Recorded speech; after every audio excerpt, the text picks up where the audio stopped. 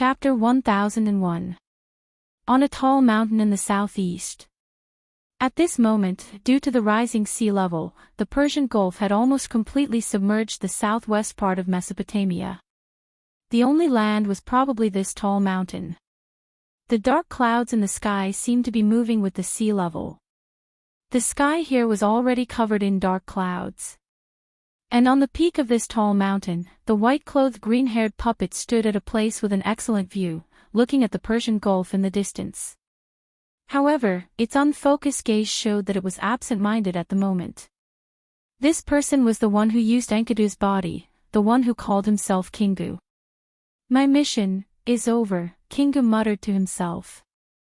It was probably because of Tiamat's awakening that Kingu had the time to think about his own matters on this mountain peak. And the constant headache from before was something that Kingu had been thinking about.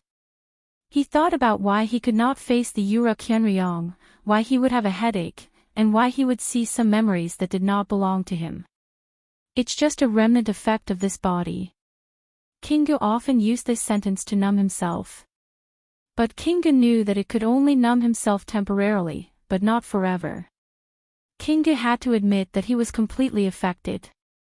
Because of this, Kingu lured Wuming to the underworld and abandoned Gorgon. His goal was to wake Tiamat up as soon as possible. Only when Goddess Tiamat awakens would he be able to relax. As long as he could make Goddess Tiamat awaken before Wuming's influence caused his entire body to change, he would be able to complete the only mission he had in his memories. Kingu suddenly looked at a certain direction in the sky. A figure was flying in his direction. Without a doubt, it was Wuming who used Enkidu's senses to find Kingu. Celestial locks could sense each other. Kingu had already noticed this when Wuming brought Enkidu's celestial lock. Kingu's body was a genuine celestial lock in this era. It was much clearer than Enkidu's magical noble phantasm that wrapped around Wuming's arm. Therefore, after knowing that Wuming was coming, Kingu basically avoided Wuming. To be safe, Kingu didn't even come into contact with Uruk's servants. Even if there was a chance to kill Chaldea's master, Kingu gave up many opportunities to avoid being deeply influenced by Wuming again. Although Kingu met Wuming in the end, it couldn't resist Wuming. When Gorgon lost its self-control and was influenced by Tiamat to attack the North Wall, Kingu had been holding back. Even if it didn't want to meet Wuming, it waited until Wuming threw a great sun at him. But after it made a move, it immediately slipped away because it was influenced by this body again. As a result, it almost made Gorgon misunderstand that it was rebelling. However, it was precisely because of Gorgon's misunderstanding that Kingu had the idea of rebelling. It wanted Gorgon to use death to wake up Tiamat at this moment. This was Kingu's idea at that time. Although Kingu also wanted Gorgon to fulfill his wish of destroying all the humans in Mesopotamia, Kingu was worried that it would become a variable in the long run. But unfortunately, the nightmare that dragged Tiamat into the dream had already discovered the clues and did not let it leave when Tiamat woke up. Kingu was naturally referring to Merlin. But it didn't matter anymore. Mother was awake anyway, and it was no longer needed. Kingu looked at the Persian Gulf and turned to look at Wuming's increasingly clear figure. Now, it only had to solve the problem caused by this body, even if the end result was death. Kingu was abnormal at this moment. Its purple eyes calmly looked at Wuming, who was floating in the air parallel to it. And when Wuming saw that Kingu did not escape, he wanted to have a chat with Kingu. "Should I call you Kingu, or should I call you Enkidu's successor?" Wuming was the first to speak. "Name doesn't matter." Kingu answered Wuming calmly. It looked like it had given up everything to fight Wuming in the final battle. But Wuming could see something from this sentence. Kingu admitted that it was not Tiamat's son, Kingu. It was just a name given to it. Similarly, Kingu also realized that it was a consciousness produced by Enkidu's body. In other words, it was Enkidu's successor. "I can see that your nature is not bad. Why do you stand on the opposite side of humans?" "Of course it is because this is Mother's wish." Kingu answered Wuming's question without hesitation. I am Mother's son who loves Mother. I am a puppet loyal to Tiamat. I am also another consciousness produced by Enkidu's body. Helping Mother fulfill her wish is my everything. Kingu's voice suddenly became louder. Kingu admitted everything. It was a fake Enkidu who used the name Kingu. It was a puppet controlled by Tiamat. It had no memories, no friends, no family. It was a pitiful weapon, tool, that could not even be considered a living being. The real Kingu had a mother and friends. He stood on his mother's side and died for her. God Kingu died a worthy death without regrets. Enkidu also had Gilgamesh, a close friend, and Wuming, a person he believed in and served. His friend, Gilgamesh, treated him as his only friend and would always remember him. The god he believed in brought him to his side. Enkidu died without regrets. As for Kingu, it was just a double impostor who used the name Kingu in Enkidu's body. It had nothing. Even the memories that appeared in its mind because of Wuming were not Kingu's, but Enkidu's. All it had was a little bit of jealousy and envy. Even its long-awaited, new human brothers were disgusting creatures. It was only because they were Mother's son that Kingu didn't say anything. However, it still didn't want to stay with those creatures. Moreover, even Kingu's mother, Tiamat, didn't need it anymore. This was because Kingu had given his heart, the holy grail that disturbed the singularity, to Tiamat. Firstly, it was to increase Tiamat's power. Secondly, it was to return everything to Tiamat so that she could deal with her own affairs. However, after giving the holy grail to Tiamat, Kingu could no longer hear his mother's voice. It was as if Tiamat had unilaterally cut off the connection. That's right. It was as if a tool had lost its value and would naturally be discarded. Now, it had nothing. Chapter 1002. Now, it had lost everything. Therefore, after Tiamat abandoned it, it chose to accept all the memories and influence brought about by Enkidu's body. It was also because of this that it no longer had a headache when facing Wuming. At this moment, Kingu actually smiled at Wuming. Coupled with that familiar face, Wuming could not help but feel that Enkidu was smiling at him. Then, Kingu said something that shocked him. Lord Wuming, you came to me to ask for the Holy Grail, right? Kingu knew Wuming's name. How could Wuming not be shocked? Yura Qianryong's real name had always been a mystery in Sumer mythology. Only Gilgamesh and Enkidu knew Wuming's real name. Even the Sumer's god and Gilgamesh's father, Lugarbanda, who made a deal with Wuming, did not know. From this, it seemed that Kingu had really accepted the memories brought about by Enkidu's body. Although he did not know if it was all or part of the memories, Wuming knew that it was no longer just Kingu, but a Kingu mixed with Enkidu's memories. It was no longer just Kingu. Then, without waiting for Wuming to recover from his shock, Kingu spoke again. The Magic King's Holy Grail is my heart. I have already returned the Holy Grail to Mother. The heart was given to someone else, but Kingu was still alive. There was no doubt that it had found a replacement for the heart. It was obvious that it was the Holy Grail that Wuming had asked Kingu to protect before leaving. Wuming couldn't help but frown. Wuming could not possibly dig out Kingu's heart, could he? Besides, Kingu already had Enkidu's memories, so it could be considered half an Enkidu or a successor to Enkidu. Furthermore, it seemed like Kingu did not intend to become enemies with Wuming anymore. Wuming could not dig out its heart no matter what. Since that's the case, I'll leave the Holy Grail with you for now. I'll take it out when I find something to replace your heart. Then, Wuming waved his hand, and Enkidu's heavenly lock flew towards Kingu.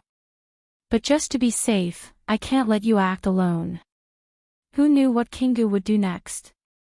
Tiamat was its mother, and it had become its obsession.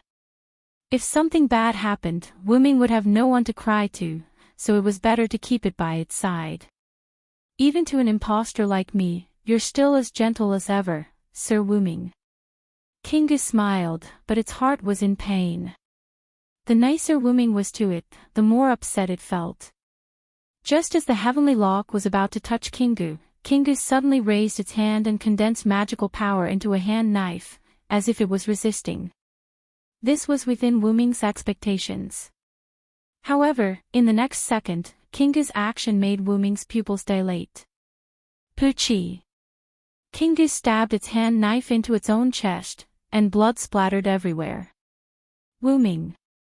Sir, although I don't have the right to say this, but you and my mother are my everything. I've already repaid what I owe to my mother. Now, it's time for me to return to you what I owe you. In the next second, Kingu dug out its heart. Along with the scarlet blood, a pure golden holy grail appeared in Kingu's hand. Then, Kingu used the last of its strength to throw the holy grail in Wuming's direction. I'm very ashamed of my previous interference. This body is Enkidu's body, not mine, but I can only atone for my sins with my death. After Kingu finished speaking, it collapsed on the ground and did not move at all. Only the blood that flowed out of its heart stained the ground around it. In the end, Jingu's purple eyes, which seemed to be satisfied, slowly closed. Wuming subconsciously used the Holy Grail to look at Kingu lying in a pool of blood without saying anything. He just looked at it quietly. Kingu had already decided to die. Although it could still be saved, Wuming did not have the right to interfere, because that was the choice made by the consciousness of Enkidu's body. Wuming respected Enkidu. It's probably because your memories have affected it too deeply, Wuming said to Enkidu's heavenly lock as if they were chatting. Heavenly lock, which had already returned to Wuming's side, wrapped around Wuming's body and rubbed Wuming's face to show its approval. Enkidu himself knew how heavy his feelings for Wuming were. To Enkidu, Wuming was like a father, a lover, a teacher, and a god that he believed in from the bottom of his heart. After Enkidu was cursed to death by the gods, his soul also willingly left with Wuming and became Wuming's noble artifact. From this, it could be seen how heavy Enkidu's feelings for Wuming were. Through the restraining force, this emotion had become something shared by every parallel world's Enkidu, and the Enkidu of this singularity was no exception. The heavy feelings turned into memories and stayed in Enkidu's body for a long time after his death. Wuming was the primer that opened up these memories. After Kingu saw Wuming, the memories that had been gathered in his body for a long time surged into his heart and turned into feelings. They fought with his thoughts of Tiamat, causing Kingu to have a headache. However, Kingu was just another consciousness that was born in Enkidu's body. How could a piece of white paper that was only stained with a little red resist the assimilation of a piece of paper that was stained with different colors? It was only a matter of time before Kingu was occupied by Enkidu's memories. It was because of this that Kingu chose to kill Gorgon and awaken Tiamat. This was to prevent him from changing after accepting Enkidu's memories. As it turned out, Kingu had indeed undergone an unprecedented change. If one had to describe it, the current Kingu was very similar to the Ishtar in this singularity. The Ishtar in this singularity was a new personality that merged with the goddess of the gods, Inanna, and the modern human girl, Rin and Osaka. It was just that the personality of a god was the main part, and the personality of a human was the secondary part. But even so, this was still a new personality that was different from the gods Inanna and the human Rin and Osaka's new personality. The current Kingu was a new personality that merged with Enkidu's memories, and the consciousness of Kingu formed in this singularity. The new personality not only had love for Tiamat, but also had feelings for Wuming. Because Enkidu's memories had a huge impact on Kingu, the new personality's feelings for Wuming took up most of the time, and its love for Tiamat took up a small part. Furthermore, Kingu thought that Tiamat had unilaterally given up on him, so the only thing left in his mind was his feelings for Wuming, or rather, his guilt. Chapter 1003. It was probably because of his feelings for Wuming that the new personality Kingu thought that he had committed a grave mistake and died out of shame. In the end, Kingu dug out his own heart and gave it back to Wuming. Kingu's nature isn't bad, he was just used by someone else. Wuming's tone carried a hint of anger when he thought of this. Kingu was still a consciousness born from Enkidu's body. For Enkidu, who had already gained intelligence and was known as a pure person, even if it was a body left behind after death, the consciousness born from it wouldn't be too bad. At most, it would just lack some compassion. In a situation like Kingu's, unless someone deliberately guided him. This was what made Wuming angry. Someone used Enkidu's body to create a new personality. This person must be Gidia. Enkidu was Enkidu. Even if it was a different consciousness, it was still a consciousness born from Enkidu. It wasn't something that anyone could touch. Wuming believed that if Gilgamesh knew about this, he would be just as angry as Wuming, or even more angry. Gilgamesh's only close friend had been used. Just this point alone was enough to make him furious. Even though Gilgamesh didn't react much when he found out about Enkidu's impersonation, that was only the self-cultivation of a wise king. If Gilgamesh had the opportunity to deal with Gidia, Gilgamesh would definitely let him have a taste of the oldest king's anger. Of course, Wuming was the same. Wuming looked at the circle of light floating in the sky and said quietly, "Gidia, you're dead." Wuming had decided that if he didn't turn Gidia into ashes, he would read his name backwards. Just as Wuming was furious, Enkidu's heavenly lock seemed to have made a decision and acted on its own. Walala, like a golden snake, the heavenly lock slowly approached Kingu's body, which was about to turn cold, and stabbed into the gap in Kingu's heart. Xiao-en. Wuming could feel that Enkidu was gradually leaving him. It didn't matter whether he left or not. After all, Wuming didn't treat Enkidu as his noble phantasm. She had her own thoughts and Wuming had no right to stop her. However, Wuming couldn't understand what was happening. The heavenly lock that was wrapped around Wuming's body completely left Wuming's body and slowly entered Kingu's heart through the gap. The gap in Kingu's heart was like a bottomless pit. Enkidu's heavenly lock was only left with a tail that hadn't been filled yet. Finally, the heavenly lock completely entered Kingu's body. In the next second, a silver light with a hint of gold shone from Kingu's body. Then, the gap in Kingu's heart disappeared and the blood on his body disappeared. Even the pool of blood on the ground disappeared. Jin Gu, on the other hand, stood up and looked at Wuming with a smile. Master Hyunryong. This gave Wuming an unprecedented surprise. At this moment, the person in front of him wasn't Kingu, but the real Enkidu. Enkidu and Kingu both knew his real name. However, probably because Enkidu was Wuming's chief priest, she preferred to call Wuming Master Hyunryong. This was the tacit understanding between Wuming and Enkidu. Moreover, this was undoubtedly Enkidu's smile, so the person in front of him was definitely Enkidu. You fused with Kingu's body. However, after asking this question, Wuming wanted to slap himself. This was clearly Enkidu's body, and Kingu was just another consciousness born from this body. How could he say that he had fused with Kingu? It should be Enkidu who had returned to his body. In other words, the heaven lock, Enkidu, had returned.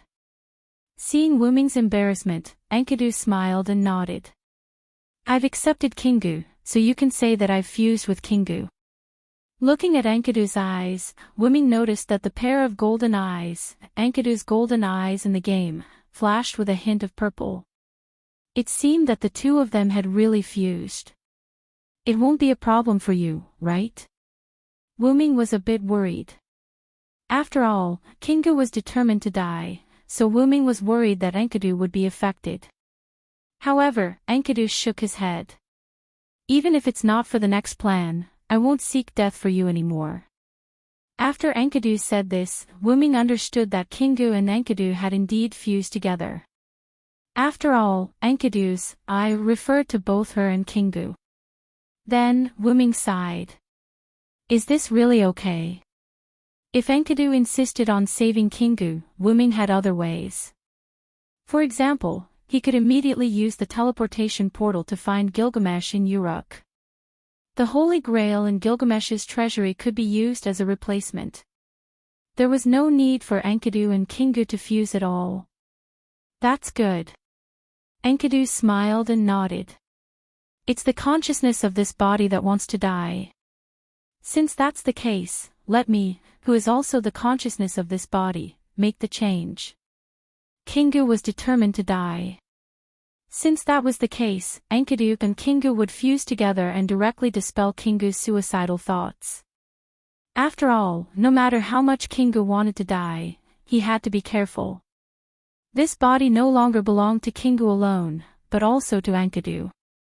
If he dragged Enkidu to die with him, it would go against Wuming's intentions. It was already treacherous enough, so it could not make any more mistakes. Therefore, Kingu dispelled the idea of suicide. Moreover, Kingu is the consciousness of my body after all. He can totally be me. Since that's the case, there's nothing wrong with fusing with me. Needless to say, Enkidu was the most open-minded. After all, they were the consciousness of the same body. Moreover, Kingu was indeed a pitiful person. Enkidu was willing to fuse with Kingu. Not only could he save Kingu, but he could also obtain a body. It was killing two birds with one stone. Enkidu had no reason to reject. Since it's your decision, I won't say anything else. Since it was something Enkidu wanted to do, Wuming would let it go and agree. Again, Enkidu was not Wuming's tool or relic. She was Enkidu. In Wuming's eyes, Enkidu was not only a complete body, but also a perfect person with a perfect personality and mentality. Although Leonardo da Vinci would be dissatisfied if he heard this, Wuming thought so. However, what Enkidu said next made Wuming's impression of Enkidu as a perfect person crumble. It's just that this body doesn't have a chest, so I'm not used to it. Chapter 1004. After saying that, Enkidu subconsciously touched his chest. It was flat. At the same time, a hint of regret appeared on Enkidu's face. Wuming did not know what to say. Indeed, when Enkidu was by Wuming's side, he was influenced by Wuming and evolved into a girl's body. Enkidu also gradually got used to being a girl.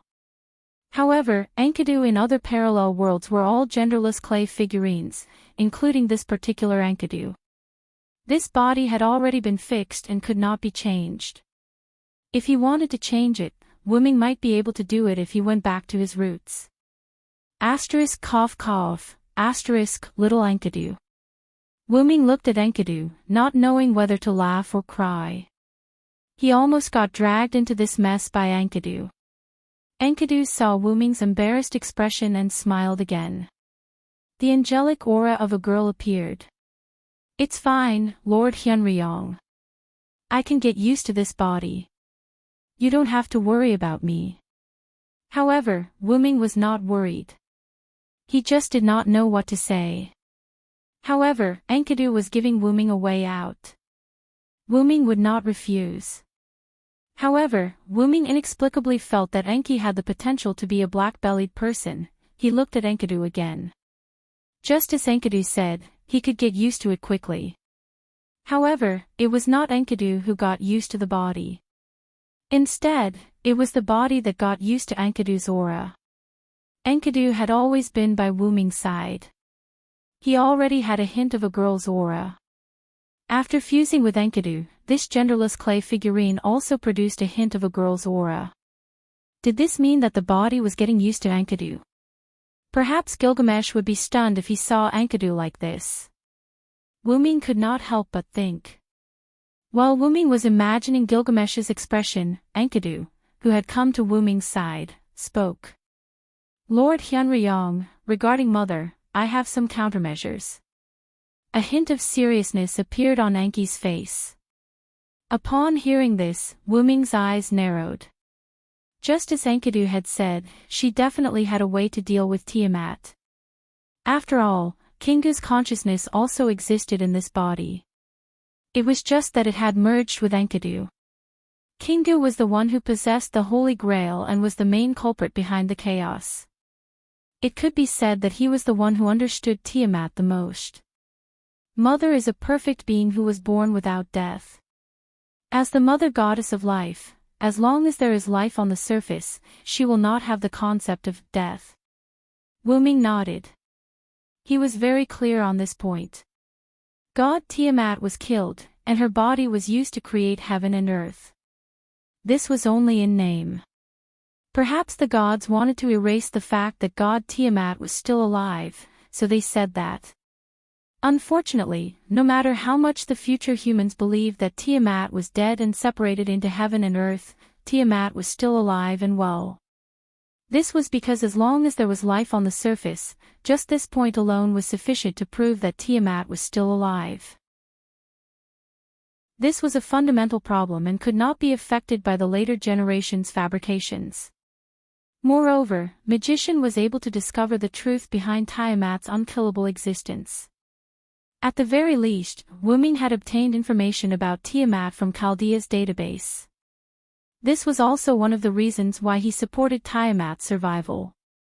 And the gods would not destroy all life on the surface just to kill Tiamat. Not to mention other things, she was still their mother. Because Tiamat could not be killed, the gods, who were helpless, chose to seal Tiamat and banish her to the void dimension. When Wuming entered the mirror world to retrieve his class card, he had to pass through the void dimension. It was a world with nothing, not even heaven and earth. There was only busy darkness. And Tiamat had been in there for who knew how many years. Perhaps tens of thousands of years, perhaps hundreds of millions of years, or perhaps. It was an age that Wuming could not understand. After all, who knew how long these gods had lived? If we want to destroy Mother, we need the help of someone who has mastered the ultimate of death. Although Enkidu's words were provocative, Wuming did not have the time to complain. Instead, Wuming's eyes lit up. Isn't this referring to the first Hassan? Seeing Wuming's eyes light up, Enkidu smiled and nodded. That's right, it's that old man. Enkidu had never seen the first Hassan before, but she could tell from Wuming's words when he examined Oxyumugul. There's one more thing, Lord Wuming. If we can lure Mother to the underworld, our chances of success will be greater. Enkidu was hesitant when she said this. This was something that could not be helped. After all, it was extremely difficult to lure Tiamat to the underworld.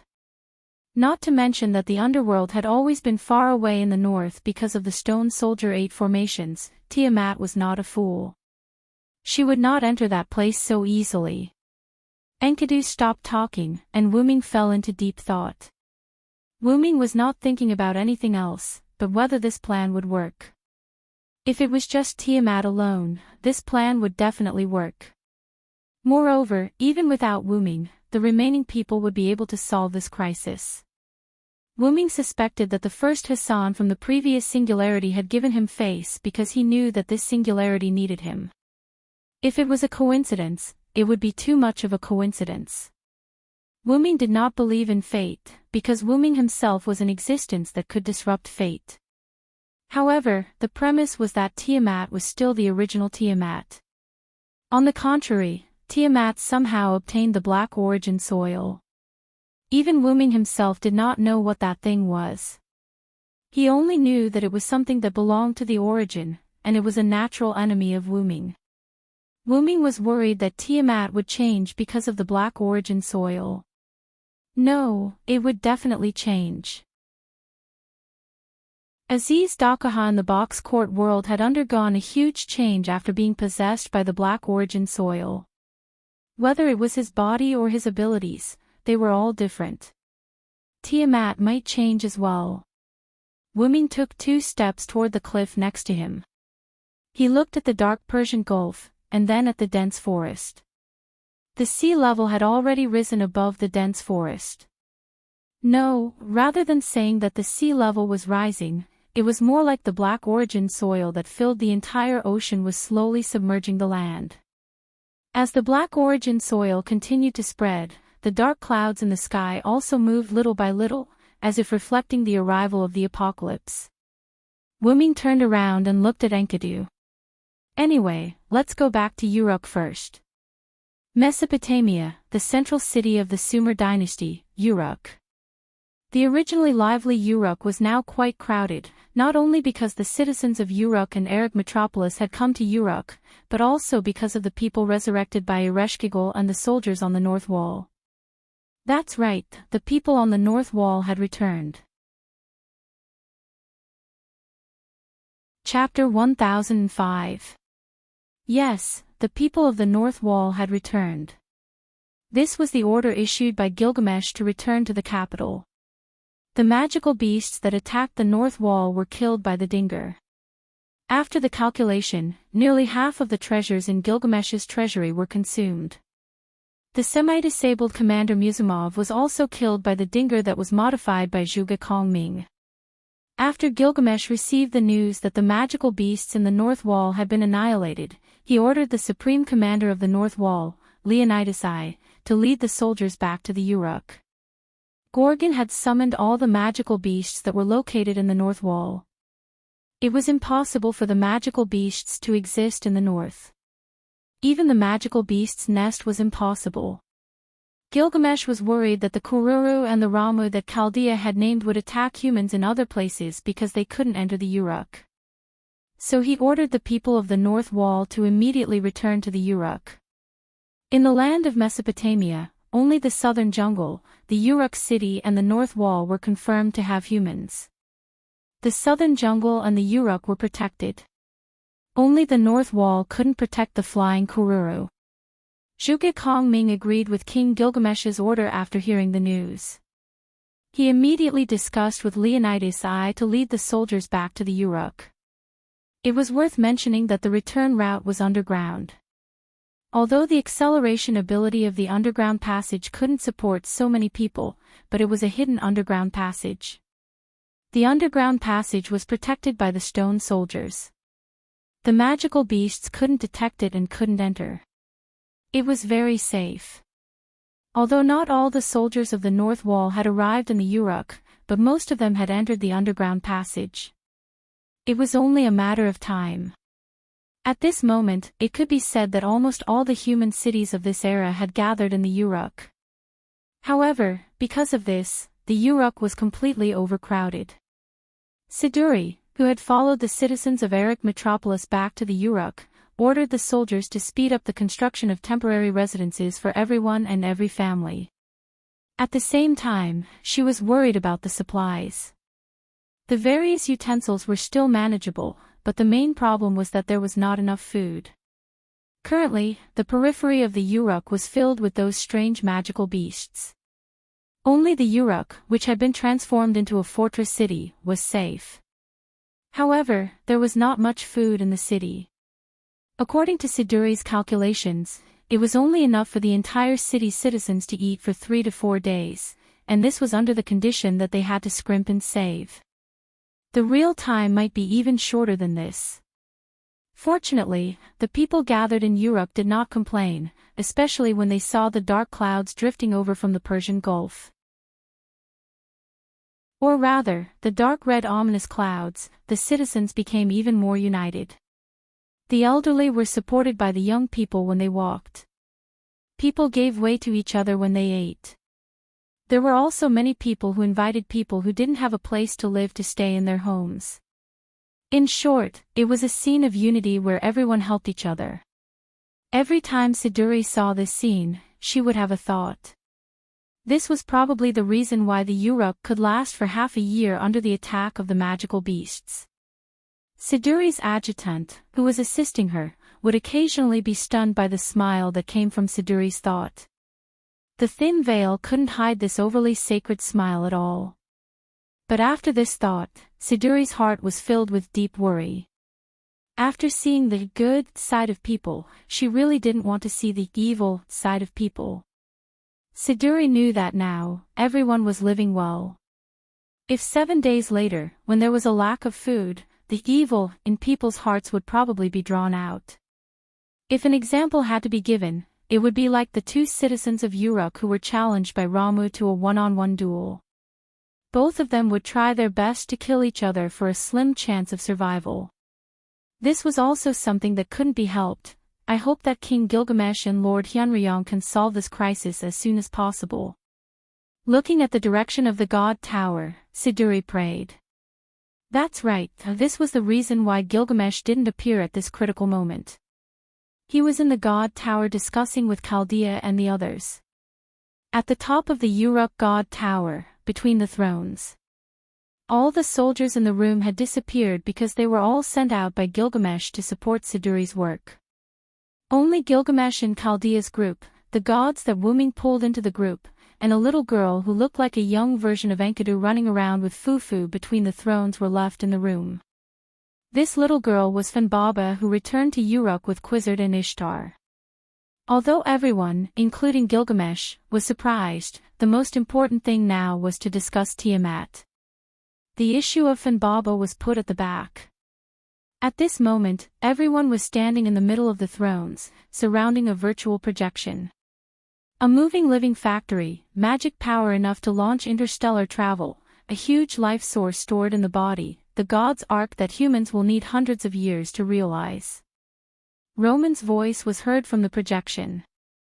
This is Tiamat's true face. As his voice fell, Gadotzi and the others showed a melancholy expression. However, Gilgamesh did not buy it. You bastard! Are you on Tiamat's side? Why isn't there a strategy or two on it? Gilgamesh came to the front of the virtual projection with a slightly ferocious expression and yelled at Roman in Chaldea. Let me finish. Roman also had a rare temper. He actually stood up from his seat and retorted at Gilgamesh. It's Marduk's hand axe, right? At this moment, Merlin, who was at the side, spoke. Merlin's injuries because of Tiamat had almost recovered. Moreover, because he no longer needed to use magic power to put Tiamat into a deep sleep, Merlin had become a rare combatant, whether it was using the staff in his hand or a weapon like a sword. That's right, it's Marduk's hand axe. Roman nodded and sat down again. The god Marduk is the existence that killed Tiamat in the myths. His hand axe should be able to cause damage to Tiamat. This sentence came from Leonardo da Vinci, who was next to Roman in Chaldea. However, he only said, can cause damage, and did not say, can kill Tiamat. This meant that Leonardo da Vinci did not dare to jump to the conclusion that Marduk's hand axe could kill Tiamat. After all, although the myths said that Tiamat was killed, the facts proved that Tiamat was not dead at all. Otherwise, she would not have come out to wreak havoc in Mesopotamia. Therefore, it was uncertain whether Marduk's hand axe would be effective. Chapter 1006. And there was an extremely important point. Because Tiamat's authority came to Eric Metropolis along with the sea level, we couldn't take Marduk's hand axe with us, Quizzard interjected. Even if we wanted to use it now, we couldn't. Quizzard interjected with a serious expression. At this moment, the rising sea level had already submerged nearly half of Mesopotamia's land. If it wasn't for the Nabistin's tooth that Gilgamesh and Zhuge Kongming developed together, the rising sea level would have already reached the Uruk. Everyone present had already discussed the rising sea level earlier. The spreading Black Sea was Tiamat's authority. There was no need to confirm this point. It was completely obvious. What should we do now? Our only hope of a weapon has sunk into the Black Sea. Gadotzi was slightly unwilling to give up. Gadotzi was told by everyone that she couldn't touch the sea level, or she would become Tiamat's person. Although she had never seen what a person who became Tiamat looked like, Gadotzi inexplicably didn't want to see that scene. At this moment, a voice that didn't belong to anyone present sounded. I can probably take it out. However, Gadotzi immediately recognized the owner of this voice. Assassin. As expected, everyone looked at the source of the voice. Wuming walked out of a portal that had appeared out of nowhere. Because of some special power that I have mastered, the sea level is ineffective against me. I can take out Marduk's hand axe, but that axe probably won't have much effect on Tiamat. Before Wuming could finish, a small figure jumped into Wuming's arms and interrupted Wuming's speech. Master, the green-haired little girl called out in a childish voice, which confused Wuming. However, Wuming felt the connection between himself and the little girl in his arms and suddenly showed an expression of disbelief. You are Funbaba. Funbaba didn't answer. She just hugged Wuming's neck and rubbed against him like a small animal that was close to humans. And this was a gesture that Funbaba liked to do to Wuming. What's going on? Wuming looked at Quizzard and Ishtar. Funbaba was with the two at that time. Even if you ask, we don't know what's going on. Quizzard and Ishtar were also depressed. How could Funbaba suddenly turn into a human? They originally thought that it was related to Wuming, but it turned out that Wuming didn't know either.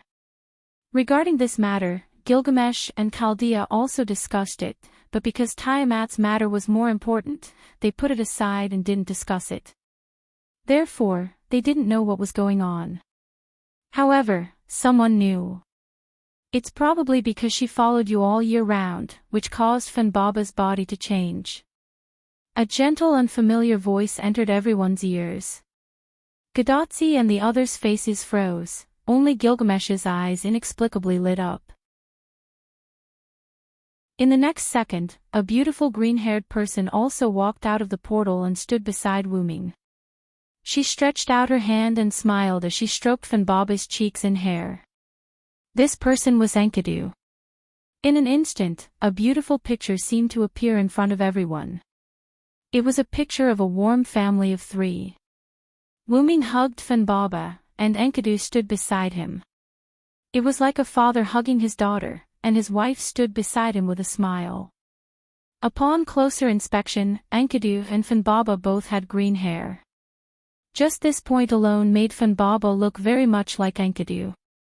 If he didn't know that Funbaba and Enkidu didn't have this kind of relationship, even Gilgamesh almost thought that they were mother and daughter. No, in fact, Gilgamesh was already very shocked. Senior Villo, please be careful. Matthew was the first to summon his shield, and looked worriedly in Wuming's direction. Assassin!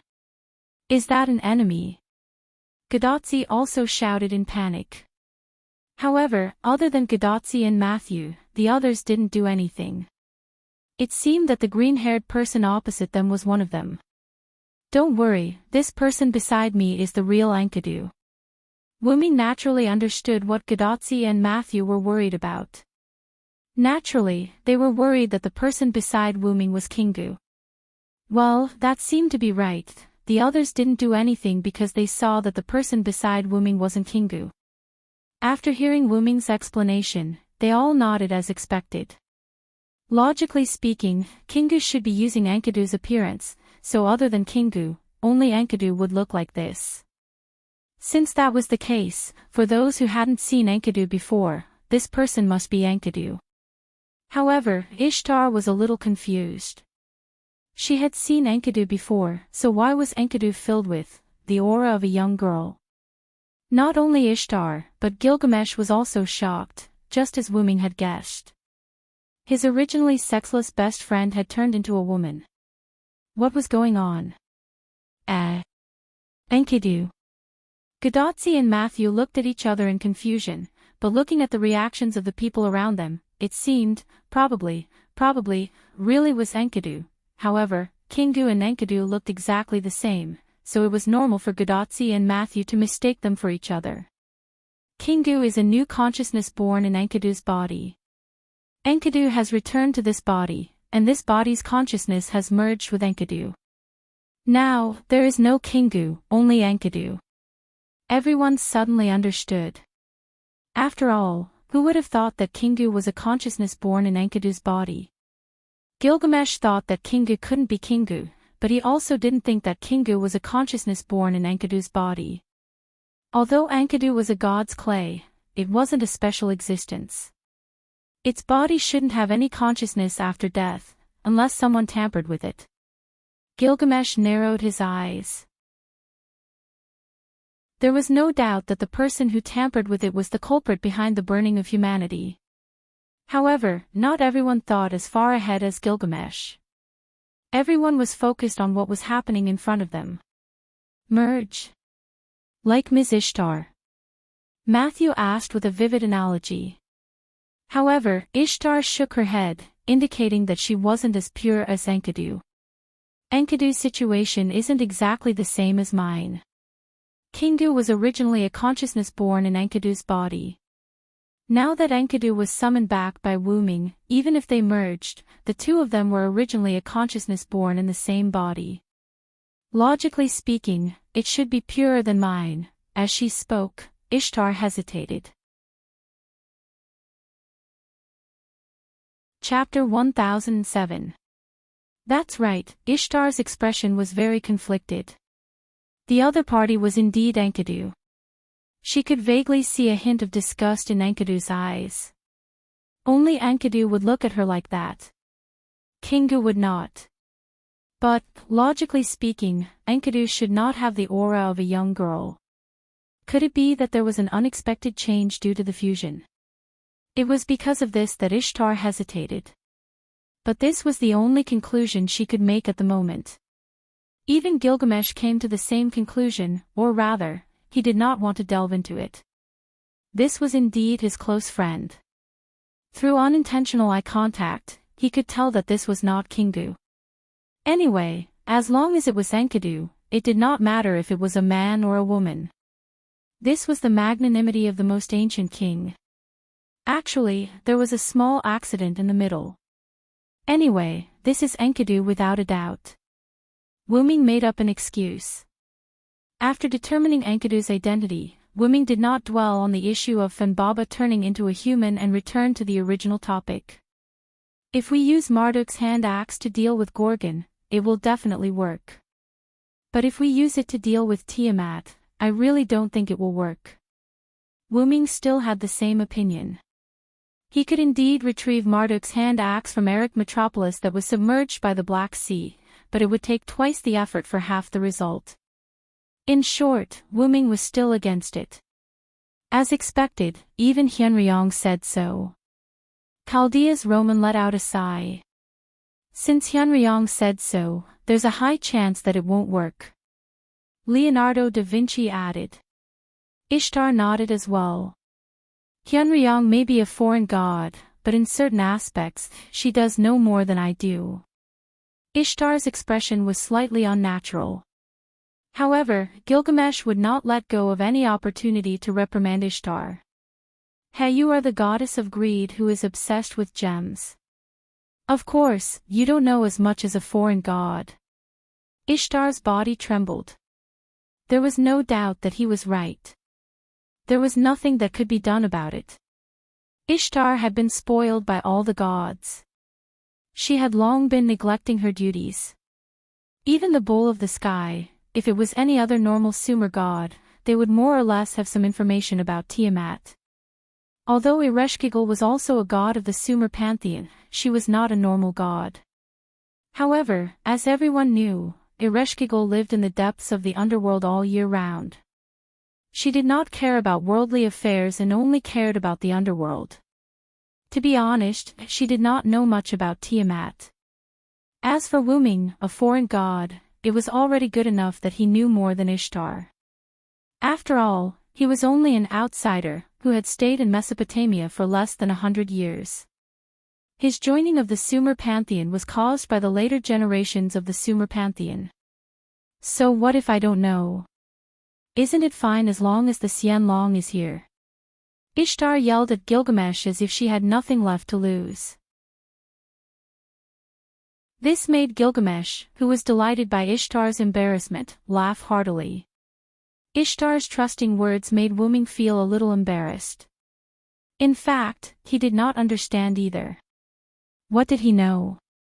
He was just a super high hypostasis dragon who had stayed in Mesopotamia for less than 100 years. At first, he just wanted to recover from his injuries and find Yggdrasil, who had fused with Fanbaba, so he made an agreement with Lugarbanda. He would protect the Uruk, and the Uruk would believe in him.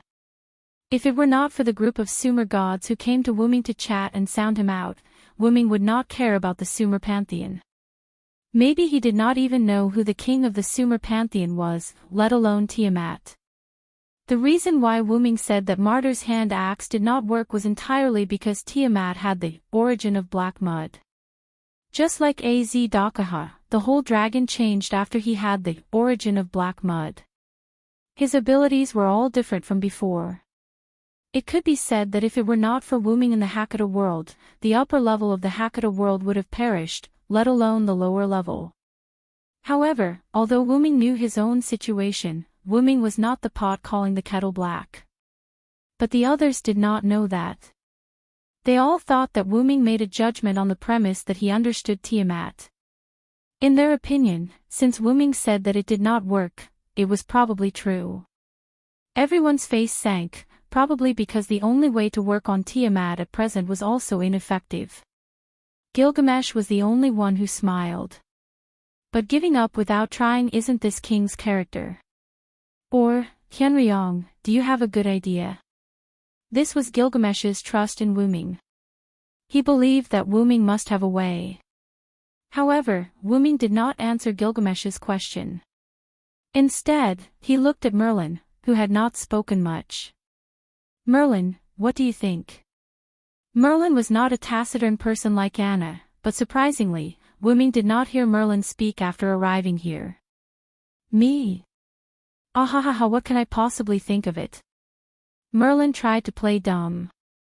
Wuming did not believe that Merlin insisted on going to Eric Metropolis alone without a purpose. Wuming knew very well that the Eric Metropolis had a roller seal that could predict the future. Merlin might have seen something. But since Merlin did not want to speak in front of everyone, Wuming decided to ask him in private later. Actually, I have been preparing my trump card. I need some time. Everyone couldn't help but widen their eyes. Can you deal with Tiamat? Gadotzi couldn't help but ask. Everyone's eyes were also focused on Wuming. Yes. Wuming's answer was simple and clear, as if he had a 100% chance of winning. However, Wuming had no intention of explaining what his trump card was, which made Ishtar a little irritable. She actually knew Wuming very well, not because of their teacher-student relationship, but because they were rivals.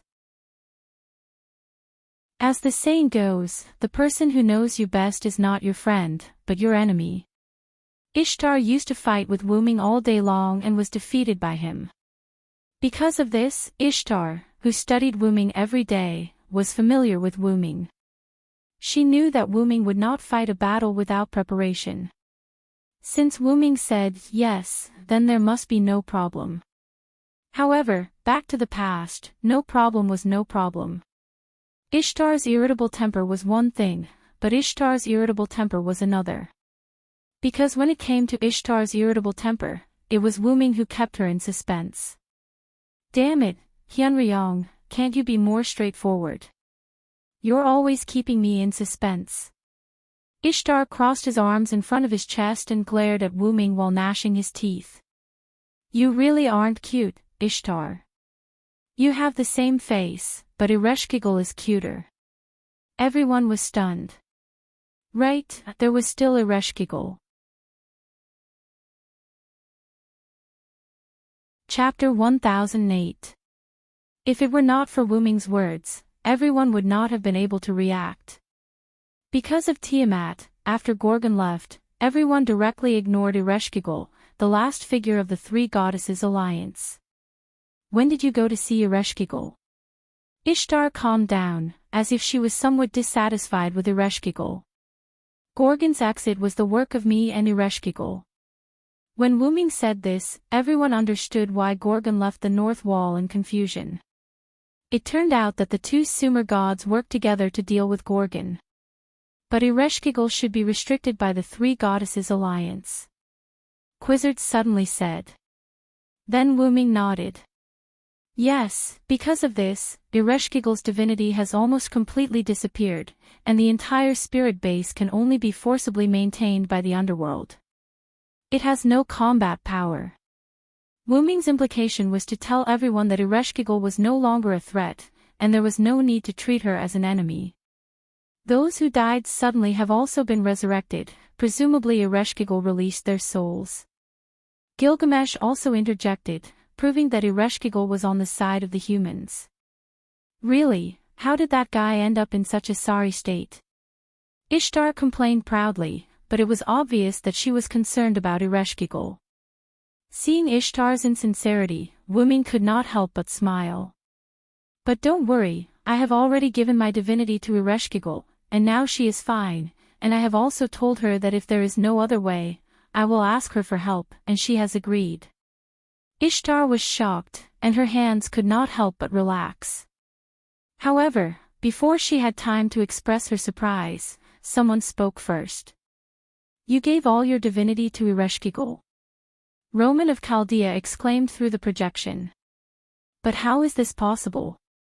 I have never heard of divinity being given away. This king also wants to give his divinity to others, but unfortunately, this king is the king who separates the human from the gods, so he must have part of the divinity. Gilgamesh spoke to shut Roman's mouth. The implication was that it was not impossible to take out the divinity. Indeed, no god had ever said that divinity could not be given away, and no magician had ever proven whether divinity could be given away. No, did not mean can't.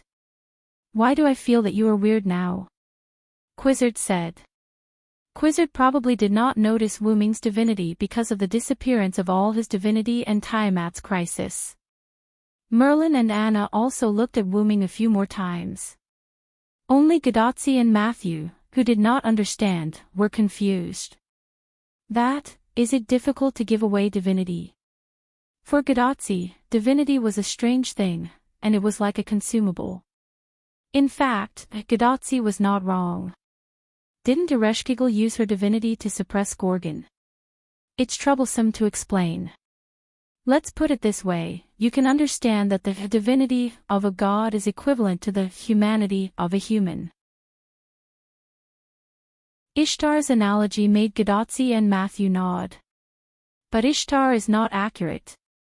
After all, we gods belong to the mysterious side. Our divinity can be given away. Maybe in the eyes of humans, humanity cannot be given away, but our divinity can, but it's quite troublesome. There's no need to go into the details. You just have to remember that it's difficult to give away divinity, and you may not be able to get it back. Quizzard ended the topic. Ahem, although Tiamat has awakened, she hasn't made any moves for the time being. Those Ramu and Kururu can't enter the Uruk, so we are safe for now. After the topic ended, Wu Ming led everyone back to the main topic. Tiamat hasn't made any moves, which is in line with our current situation. My trump card is still a few days away from being ready. In short, in these 2 days, we just have to improvise. Wu Ming put down the Funbaba in his arms and continued. Since Wu Ming said so, no one said anything since there was no other way. However, Roman, who was in Chaldea, had a strange expression. But there was no other way. The apocalyptic crisis could be solved just by waiting. That was too strange. Anyway, the meeting ended like this. In the end, it was Gilgamesh who forcibly drove everyone out of the throne room. Then, as if it was his daily routine, he began to deal with the government affairs on the clay tablet again. After all, the Uruk's problems were all handed over to Siduri, so they couldn't be properly dealt with. Gadotzi and Matthew were in a state of exhaustion. After leaving the Tower of God, they returned to the Chaldean embassy to sleep. Anna left alone and no one knew where she went. Ishtar was in the limelight and received the worship of the humans. Quizzard was not as vulgar as Ishtar. She brought the leopard man to help build the temporary residence for the new population. Enkidu originally wanted to catch up with Gilgamesh, but when she knew that Gilgamesh had to deal with government affairs, she took the Funbaba somewhere. Anyway, Enkidu and Funbaba were good friends, so the two could catch up. In the end, Merlin took the initiative to find Wu Ming. In a room in the middle of the Tower of God, Merlin and Wuming came directly after they were driven out of the throne room. In front of the large windowless Uruk window, Wuming and Merlin stood side by side and looked at the busy scene in the Uruk city. "Have the people from the North Wall arrived?" Wuming suddenly asked. Leonidas, Nuwakamaru, and Musasobo Benkei, who were in charge of bringing up the rear, have arrived. There should be no humans outside the Uruk. If the previous evaluation of the Uruk was that almost all the humans of this era have gathered, then the current evaluation of the Uruk could be changed to almost all the humans of this era have gathered. "All of this is thanks to you, Villo," Merlin said to Wuming in a rare tone as if he was talking to a friend. However, Wuming smiled. It was indeed his credit to protect the Uruk, but it was also because of the spirit of the humans of this era. Gilgamesh had already told everyone that the world would usher in the end as early as 6 months ago. "What did you see when you went to Eric Metropolis?" Wuming did not talk to Merlin anymore and directly jumped to the main topic. The battle between the three-headed dragon and the creator dragon god. Merlin was not pretentious and bluntly answered Wuming's question. As expected. What was Wuming thinking? Wuming was, of course, Merlin saw the future from the roller seal of Eric Metropolis. In other words, the future changed by Wuming. Chapter 1009. I was shocked when I saw several futures with my clairvoyance. Now I can finally see a fixed future. Although Merlin, as a nightmare, did not have the colorful emotions of humans, Merlin liked to see happy endings. However, Merlin could not even see an accurate future, let alone happy endings. Instead, he saw several inaccurate futures. There was a future where Chaldea was completely destroyed and Mesopotamia was destroyed. There was a future where Chaldea did not arrive and only King Gilgamesh was left in Mesopotamia. There was even a future where this singularity did not exist at all. How could Merlin, who could not see an accurate future, not worry? However, Wuming spread his hands. There is no fixed and accurate future. What you see is the possible direction of a parallel world. As Wuming said, the future was not fixed. Even without Wuming as a variable, there would be many futures, which would lead to the birth of parallel worlds. However, with Wuming's existence as a singularity, its fate would inevitably change and deviate from the original future. This was certain. It was also because of Wuming's interference that Merlin could not see an accurate future, so it was understandable that he was worried. Perhaps Gilgamesh's clairvoyance could not see the future, so he anxiously asked Merlin to find the clay tablet of destiny to see what the future engraved on the tablet said. Things like the future should be experienced by oneself. If you know everything, then what's the point? Maybe the moment you see the future will change because of it. Wuming's implication was that he did not believe in the so-called future. Oh, if only King Gilgamesh could be as open-minded as you. You have to know that when he asked me to go out and find the clay tablet of destiny, it cost me my life. When the 11 magical beast commanders had appeared in the north, Merlin had relied on his illusion to explore the north with great difficulty. He had been very careful, afraid that he would be discovered and slaughtered by the magical beast commanders. It was at that time that Merlin happened to meet Anna, who had just been summoned to this singularity. If Merlin had discovered it a little later, perhaps Anna would have already died at the hands of the magical beast commander. Hey, you've been cooped up in the pagoda all day, it's time for you to come out and get some exercise. Wuming and Merlin once again laughed at his misfortune. You'd better spare me. Merlin found it troublesome to even recite an incantation, let alone go outside. He was a total shut-in. Forget it. Let's stop here. Merlin turned around and walked towards the door. I still have half a piece of butter cake in the Chaldean embassy. I might not be able to eat it in the future, so I have to enjoy it. Merlin, who had already guessed this outcome, even cast a magic spell on the butter cake to maintain its freshness. Hey, it's the end of the world. Are you going to eat cake to get through it? Wu Ming looked at Merlin with an annoyed expression. Oh, well anyway, with you here, I think the three-headed dragon will be enough to deal with Tiamat. Merlin, who had turned around, chuckled. No matter how stupid Merlin was, he knew that the three-headed dragon was Wu Ming's trump card. Although the three-headed dragon was one level lower than the god of creation, Tiamat, if it was Wu Ming's trump card, then there was no need to worry. Wu Ming must have done something to it. You trust me that much? Wu Ming couldn't help but smile. That's for sure. Aren't the others the same? Gadotzi and Matthew trusted Wu Ming because of his relationship with Wu Ming.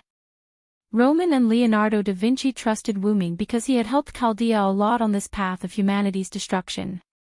Moreover, Wu Ming was powerful, and there was no other way but to rely on him. Gilgamesh trusted Wu Ming without a reason, and so did Enkidu. Ishtar trusted Wu Ming for similar reasons. The leopard man relied on his beastly instincts, while Anna followed the crowd to a certain extent. Quizzard did not completely trust him, but there was no other way. If worse came to worst, she would risk her life to attack Tiamat. Although she was a South American goddess, Quizzard was actually a goddess who came to South America from another planet. In a desperate situation, she might be able to kill Tiamat. On the other hand, Merlin trusted Wu Ming because of their old friendship. To be honest, when I found out that you didn't tell me about Leah's future, I wanted to slap you the next time we meet, Wu Ming joked. At first, Wu Ming was still very weak and could not change the ending of King Arthur. Even if he did change a part of it, it still ended with the fall of Arthur's dynasty. Merlin, who had the all-seeing eye, did not tell Wu Ming about it. Hey, you're the one who messed with my all-seeing eye, okay? Wu Ming understood what Merlin meant. It was because of him that Merlin could not see the future. Otherwise, Wu Ming would have slapped Merlin a long time ago. Merlin also thought that he could not see the future and thought that Artoria's future would be changed. Who would have thought that the end result would still be the same? Let's not talk about this anymore. Wu Ming shook his head and walked to Merlin, obviously wanting to leave with Merlin. You're not going to steal my butter cake, are you? What are you thinking? I have something to talk to Anna about, so I'll go to the Chaldean embassy with you. Wu Ming looked at Merlin with disdain. I see. Ahem, but if you want to eat butter cake, you can tell me. I'll give you a piece. After all, you're my best friend. Ha, I want all of it. Of course, it was a joke. However, Merlin seemed to take it seriously. He did not want to go back with Wu Ming. The two chatted as they left the tower and walked toward the Chaldean embassy not far away. When the two passed by an alley, Wu Ming suddenly stopped and turned his head to look at the alley. In the alley, there was an old man in tattered clothes leaning against the wall. The old man's eyes were covered by a tattered hood, and he looked like he was asleep. Merlin's eyes lit up when he saw the old man, and then he smiled.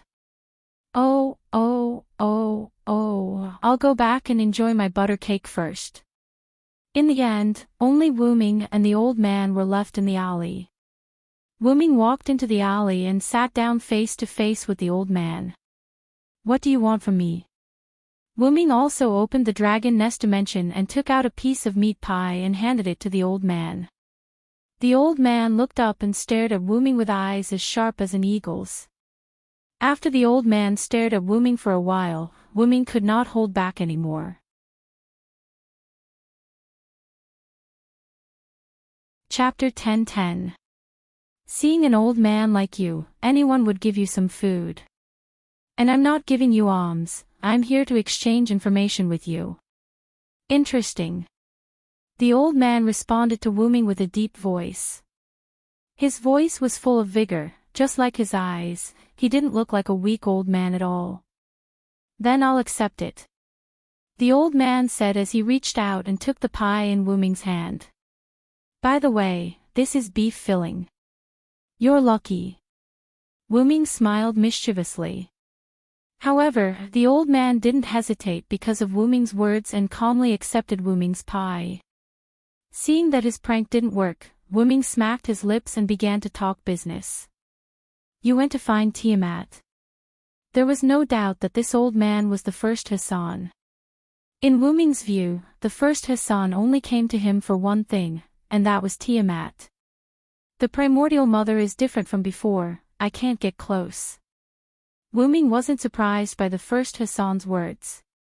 After Wuming learned that Tiamat had the black soil, he didn't expect others to attack Tiamat. Sure enough, even the first Hassan couldn't get close to Tiamat. It was very likely that Tiamat's assimilation power was too strong. Forget it, you don't owe me a favor anyway. The first Hassan owed Gadotsi a favor, and the one who needed help was Gadotsi. It had nothing to do with Wuming. Even if it had something to do with Wuming, Wuming wouldn't care. You protect Tachika in the dark, I'll do the rest. That's my destiny. The first Hassan nodded. After this short exchange, Wuming left the alley.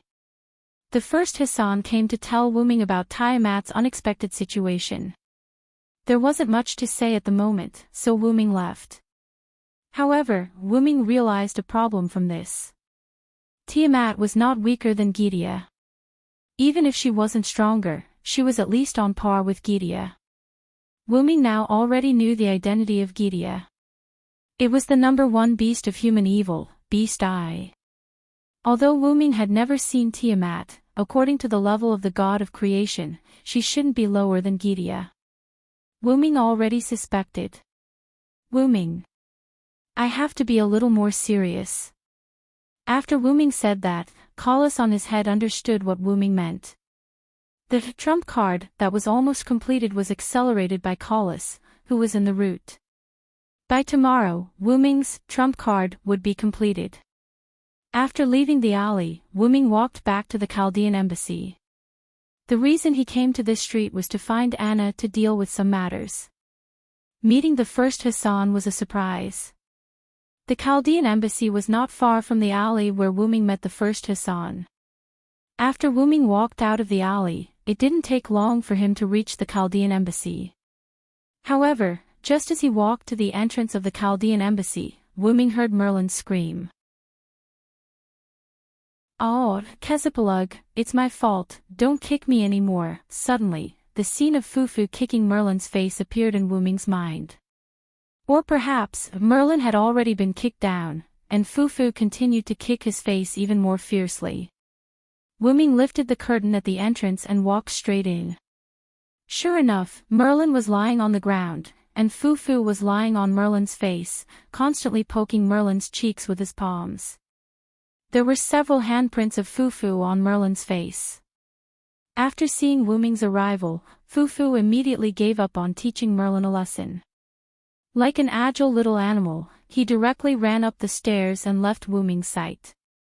Sure enough, Fufu was still afraid of Wuming as always. What's wrong with you? You went to that little guy again. Wuming, who walked to Merlin's side, pulled Merlin up. Merlin smiled awkwardly. Ahahaha, my butter cake is gone, and Kezapalug happened to have traces of butter cake on his mouth. Next, Merlin didn't need to Wuming to know that Merlin must have thought that his treasured butter cake was eaten by Fufu, so he went to reason with Fufu, or maybe even wanted to teach Fufu a lesson. As a result, Merlin was taught a lesson by Fufu. That's good, don't eat it, what's Tiamat's rank? Merlin definitely knew this question. Wuming's sudden question made Merlin stunned for a few seconds. The question of a beast was obviously at the level of the apocalypse. How could Wuming be as relaxed as asking about food and water? But Merlin still answered truthfully.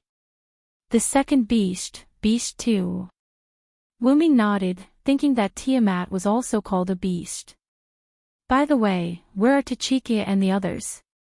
Merlin pointed upstairs. Tachika and Matthew fell asleep after coming back. Probably because you are here, their tense nerves are rarely relaxed. In addition, I also cast a slight sleep illusion on them. They are now in a state of rest where they won't be easily disturbed by external sounds. Indeed, according to the character of Gadotsi and Matthew, if Wuming wasn't there, the two of them would probably not be able to sleep because of Tiamat. At most, they could only take a nap for a while. Sure enough, the task of saving the world is still too heavy for two little girls. Yes, in Wu Ming's eyes, Gadotzi and Matthew were just two little girls. Excluding all external factors, Wu Ming also wanted to help them because of this. It's still a matter of mentality. You see, the people in the city look like they are having a party. Merlin walked to the window and looked at the people coming and going on the street outside. There was no fear on everyone's face.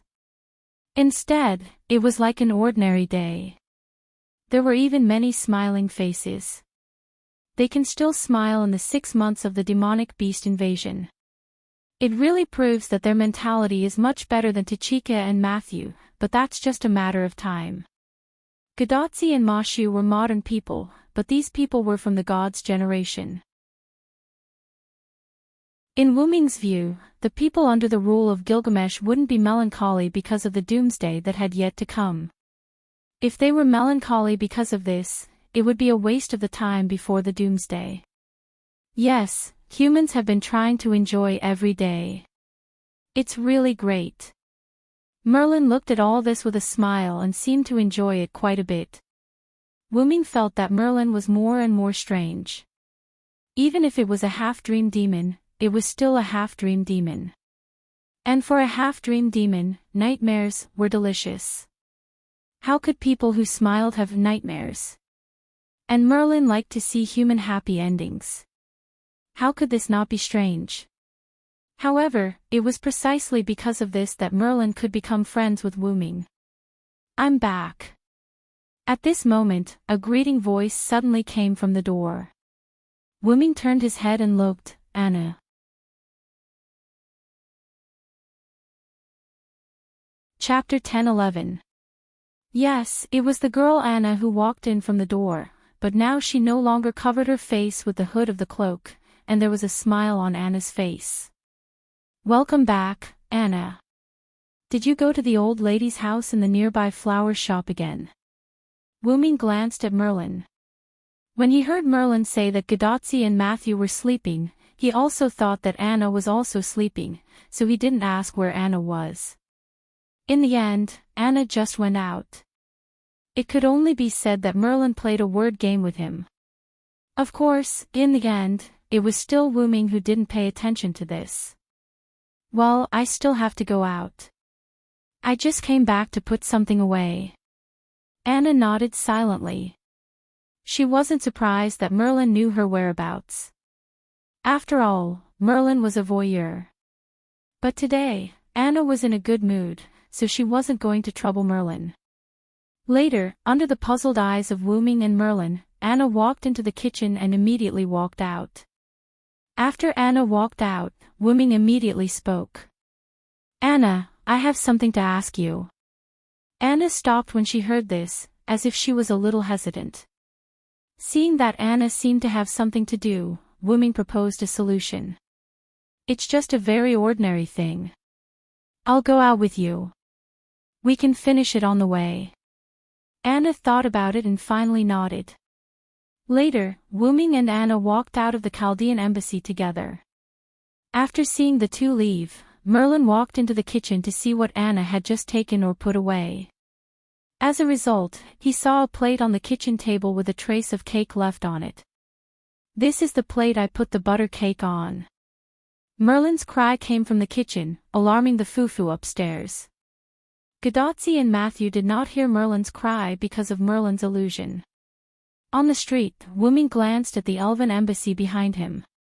He seemed to have heard Merlin's sorrowful cry. Or was Wu Ming hallucinating? Anna, on the other hand, noticed that the wailing belonged to Merlin, but she did not feel guilty at all. What's the matter? Anna's sudden question made Wu Ming ignore Merlin's sorrowful cry. I have something for you. Then, Wu Ming waved his hand and a golden ripple appeared in front of Anna. A golden shadow appeared and fell out. Anna subconsciously grabbed it. This is the Holy Grail. That's right, Anna was holding the Holy Grail in her hand. However, Anna was a little puzzled. Why did Wuming give her the Holy Grail? I took this Holy Grail from Winterwood City. Sakura Midu, who was taken away by me, was sealed in the Holy Grail. Wuming's words made Anna's body tremble. As the first master she met, Anna was quite fond of the young Sakura Midu. After learning that Sakura Midu's entire world was burned down, Anna was more than once worried about what would happen to Sakura Midu after she left. Fortunately, in the end, Wuming promised to take good care of Sakura Midu, so Anna left without any worries. Anna originally thought that Sakura Midu would be taken to that place called Chaldea. In the end, Anna did not expect that Sakura Midu would be stuffed into the Holy Grail by Wuming. Cough cough. It's not that it's not good for her. The Holy Grail is more than half a magic furnace. Staying in the Holy Grail for a long time and receiving a large amount of magic power baptism, it's good for increasing her potential and ability as a magician. Wuming seemed to be forcing an explanation as he said it without blushing. At first, Wuming only wanted to temporarily store Sakura Midu in the Holy Grail and release Sakura Midu when he was free. In the end, who would have thought that a series of events would occur, causing Wuming to have no choice but to entrust the Holy Grail to Kingu. Fortunately, Kingu did not do anything to Sakura Midu, or rather, it did not discover that Sakura Midu was in the Holy Grail. In the end, after a series of events, it returned to Wuming's hands. However, what Wuming said about increasing Sakura Midu's ability was not false. When Sakura Midu came out of the Holy Grail, her magic circuit and the quality of her magic power would be greatly improved. Wuming came to find Anna to exchange Sakura Midu with Anna. At the very least, Sakura Midu and Anna had to meet. When to release Sakura Midu from the Holy Grail was also up to Anna to decide. You probably think that you appeared because of Gorgon, but I think that you appeared because of Sakura Midu. After Wuming finished speaking, he closed his mouth, and Anna also fell into silence. The two of them did not stop walking. As Anna, who was extremely compatible with Sakura Midu, and both of them were quite young, the relationship between Sakura Midu and Sakura Midu was no longer limited to the relationship of master and servant. The two of them were already friends, and even the only family. Perhaps Sakura Midu, who was sleeping in the Holy Grail, subconsciously summoned Anna in this era. But no matter what, Sakura Midu was fine, and that was the most important thing. Anna, is this the place? Wuming's words pulled Anna back from her thoughts. Anna looked up and saw that she had already arrived in front of a shop with all kinds of flowers. Yes, it's here. Anna nodded. Wuming squatted down and touched Anna's little head. I also know about her situation. After the human nature fever is over, I will properly deal with her problem, but for now, you should keep the Holy Grail and her safe. Then, Wuming stood up, turned around, and left. While Anna continued to be in a daze, an old woman walked out of the flower shop with some trembling. Anna, you're back. Hearing the old woman's voice, Anna instantly hid the Holy Grail under her cloak. Yes, Grandma, I'm back. Did the plate with the butter cake properly return to its original position? Oh, sure enough, the butter cake brought by Anna is more delicious than the one I made. This old woman also rarely enjoyed it. The old woman seemed to be reminiscing, her squinted eyes slightly opened. Anna knew that this old woman was too old to taste anything, but at this moment, the old woman was really reminiscing, which meant that she tasted the flavor of the butter cake. Anna didn't notice this before. Obviously, someone did something to the butter cake. Merlin, Anna thought to herself. Yes, I put it back in the kitchen. Grandma, I still think that the butter cake you made is delicious, but next time I will bring you such delicious butter cake again. No need, Anna, this old woman isn't used to such good food, you can keep it for yourself in the future. You are the most beautiful girl I have ever seen, don't wrong yourself. After all, even if this old woman can safely survive the apocalypse, she doesn't have much time left. Also, if you like the butter cake I made, I will make it for you every time you come. No need, Grandma, you need more rest, I will continue to help you take care of the flowers. Anna continued to chat with the old woman while busying herself in the old woman's shop. The old woman took out a garland when Anna wasn't paying attention. Wuming didn't continue to watch, but turned around and left. After all, Wuming also guessed what would happen next. Not far away, in the Chaldean embassy, Merlin washed the plate that Anna returned before and put it aside. Then he stroked the head of Fufu who came beside him without him knowing. So it was Anna who fed you a little before taking away the cake, Cassipalug.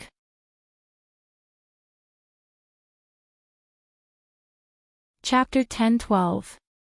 Wuming came to the Uruk wall where the seal of divinity, Dinger, was placed and looked towards the southwest. At this moment, the dark clouds were approaching the Uruk. Although the sea of black mud could not be seen with the naked eye, Wuming could still feel that the sea level was rising. The sea of black mud that was blocked by Nabistin's tooth was getting more and more turbulent. As the last few humans in the north had retreated into the Uruk, countless Ramu that could not find any living humans were wandering around the vast land outside the Uruk. They were going crazy because they could not enter the Uruk. However, the number of the mermaid Kururu, one of the 11 mythical beasts, was decreasing. It seemed like the other Ramu had killed them and turned them into Ramu. However, no matter how many Ramu there were, they could not enter the wizardry barrier that was set up by Wuming's relic above the Uruk. Bless the world with this body, my god. Treat, level, A++ type, wizardry relic distance. Maximum catch. Hyunryong, who was defined as a god, was separated from the humans and returned to heaven. This relic was created by the humans' belief in Hyunryong. It was the last bit of power that protected the humans. It represented the separation of humans and God, which was the gradual disappearance of mysteries. After that, the era of gods would completely disappear and the humans would usher in their own era. The specific effect was that mysteries that were malicious to the humans would be annihilated while mysteries that were kind to the humans would be weakened. This relic represented the irreversible force of the separation of humans and gods and the disappearance of the era of gods. Although it had a certain effect on Wuming and the rest, it only weakened them and did not affect them much. To the mythical beasts, not only were they separated, but they were also hostile to the humans. Therefore, when the light film shrouded the Uruk, a small number of Ramu and Kururu in the Uruk light film were physically separated. However, if it was to deal with Tiamat, this relic might not be enough to separate her. Therefore, as long as Tiamat personally came, the human race would definitely perish. However, no matter how hard Wuming looked, he could not see a trace of Tiamat's figure. Hiding underground was even more ridiculous. Zhuge Kongming had already moved the Stone Warrior 8 formations to the southeast. If Tiamat was moving underground, they would be able to discover it. Since there was no sign of Tiamat, it was obvious that Tiamat had not moved at all. Do you think that Ramu alone can destroy mankind? Or does Tiamat have other secrets? Wuming muttered to himself. Wuming believed that the latter was more reliable. At the very least, these Ramu were Tiamat's children. If they could not defeat them after a long time, they would definitely attack Tiamat. His Excellency Hyunryong, a lively childlike voice entered Wuming's ears. Wuming turned his head and found that it was Nuwakamaru. There were two people behind him. They were the remaining two lancers who were guarding the north wall. The soldiers at the north wall had retreated, so they naturally retreated as well. Everyone, how have you been? Wuming greeted them. His Excellency Hyunryong is thinking about Tiamat's matter. Musasobo Benkei, who followed Nuwakamaru to Wuming's side, looked into the distance and said in a muffled voice. Tiamat hasn't moved for so long. There must be something going on. Leonidas, I answered Musasobo Benkei. We can't continue to waste time with Tiamat. If she doesn't come to us, we have to go to her. Wu Ming's face became firm. They might have to take the initiative to attack. When Nuwakamaru and the other two heard this, their faces changed like Wu Ming's, but they also agreed with Wu Ming's words. They had no way to waste time with Tiamat. Several servants belonging to the Uruk were cut off from Gilgamesh's magic supply. They had to rely on food to survive. In addition, all the existing humans in this era were gathered in the Uruk. The food could not last for more than a few days. When the time came, there was no need for Ramu and Tiamat, the humans would starve to death. Your Excellency, do you mean that Tiamat is deliberately wasting time with us? However, Wu Ming shook his head and denied Musasobo Benkei's words. She doesn't need to do this. I suspect that Tiamat is restricted by something and can't move for a while. It was said that Tiamat had a huge dragon body. She only used her body to carry out physical attacks, and humans would be easily defeated. Therefore, Wu Ming believed that Tiamat was temporarily unable to move for some reason. Wu Ming decided to go back and ask Enkidu. She should know about Tiamat. Looking at the gradually darkening sky, Wu Ming shook his head. Let's wait until tomorrow to let everyone have a good rest tonight. Let's have a good rest tonight. If there's anything, we can discuss it tomorrow. The three of them nodded as they understood what Wu Ming meant. At this moment, Tiamat could not move, and the demonic beasts outside Uruk could not enter. Now was a precious and rare time to rest. How could they not make good use of it? It was a quiet night. Whether it was a king or a civilian, whether it was a servant or a master, everyone had a good rest. After all, with Wu Ming's noble phantasm, they did not have to worry about the invasion of demonic beasts. In the Chaldean embassy, Wu Ming woke up early in the morning and began to prepare breakfast. That's right, Wu Ming stayed in the Chaldean embassy last night. As for the room, Wu Ming slept on the roof. The Mesopotamia region was not said to be like spring all year round, but the temperature difference between summer and winter was not very big. Even if he slept outdoors, it would be fine, not to mention that Wu Ming was a servant. I slept so well last night, Gadotsi yawned as she walked down the stairs and came to the first floor. Yes, senpai. When the doctor contacted me this morning, he said that senpai's body had an unprecedented rest in all aspects. Matthew echoed behind Gadotsi. Fufu, who was like a squirrel, also called twice. Fufu is also very energetic, Matthew picked up Fufu. Gadotsi did not answer Matthew's previous question because she saw Wu Ming. Assassin, you can cook. Gadotsi looked at Wu Ming, who was wearing a Mesopotamia apron, carrying a stack of food that she did not know the name of, to the table. There were several plates on the table, all of which were filled with food that Gadotsi had never seen before. It smells so good, Matthew also ignored the previous topic because of Wu Ming's food. Whoa, I haven't heard of this food for many years. It reminds me of the story of the king who often went to the kitchen to steal food. Merlin also walked down the stairs in a strange manner. Wu Ming glared at Merlin. Merlin smiled awkwardly and did not speak again. After all, if it wasn't for Wu Ming being merciful last night, Merlin would have been the one sleeping on the roof. Is there butter cake? Anna's slightly shy voice followed Merlin's. There is no butter cake, but I made some modern snacks. Anna can try them later. Mesopotamia's butter cake was somewhat different from modern butter cake, so Wu Ming did not try to make it, but he did bake some modern snacks. Go wash up first.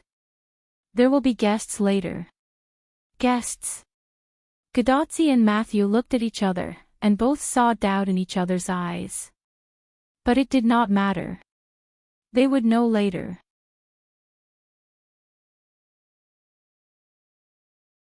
Chapter 10:13. Everyone came to the table after washing up and sat down.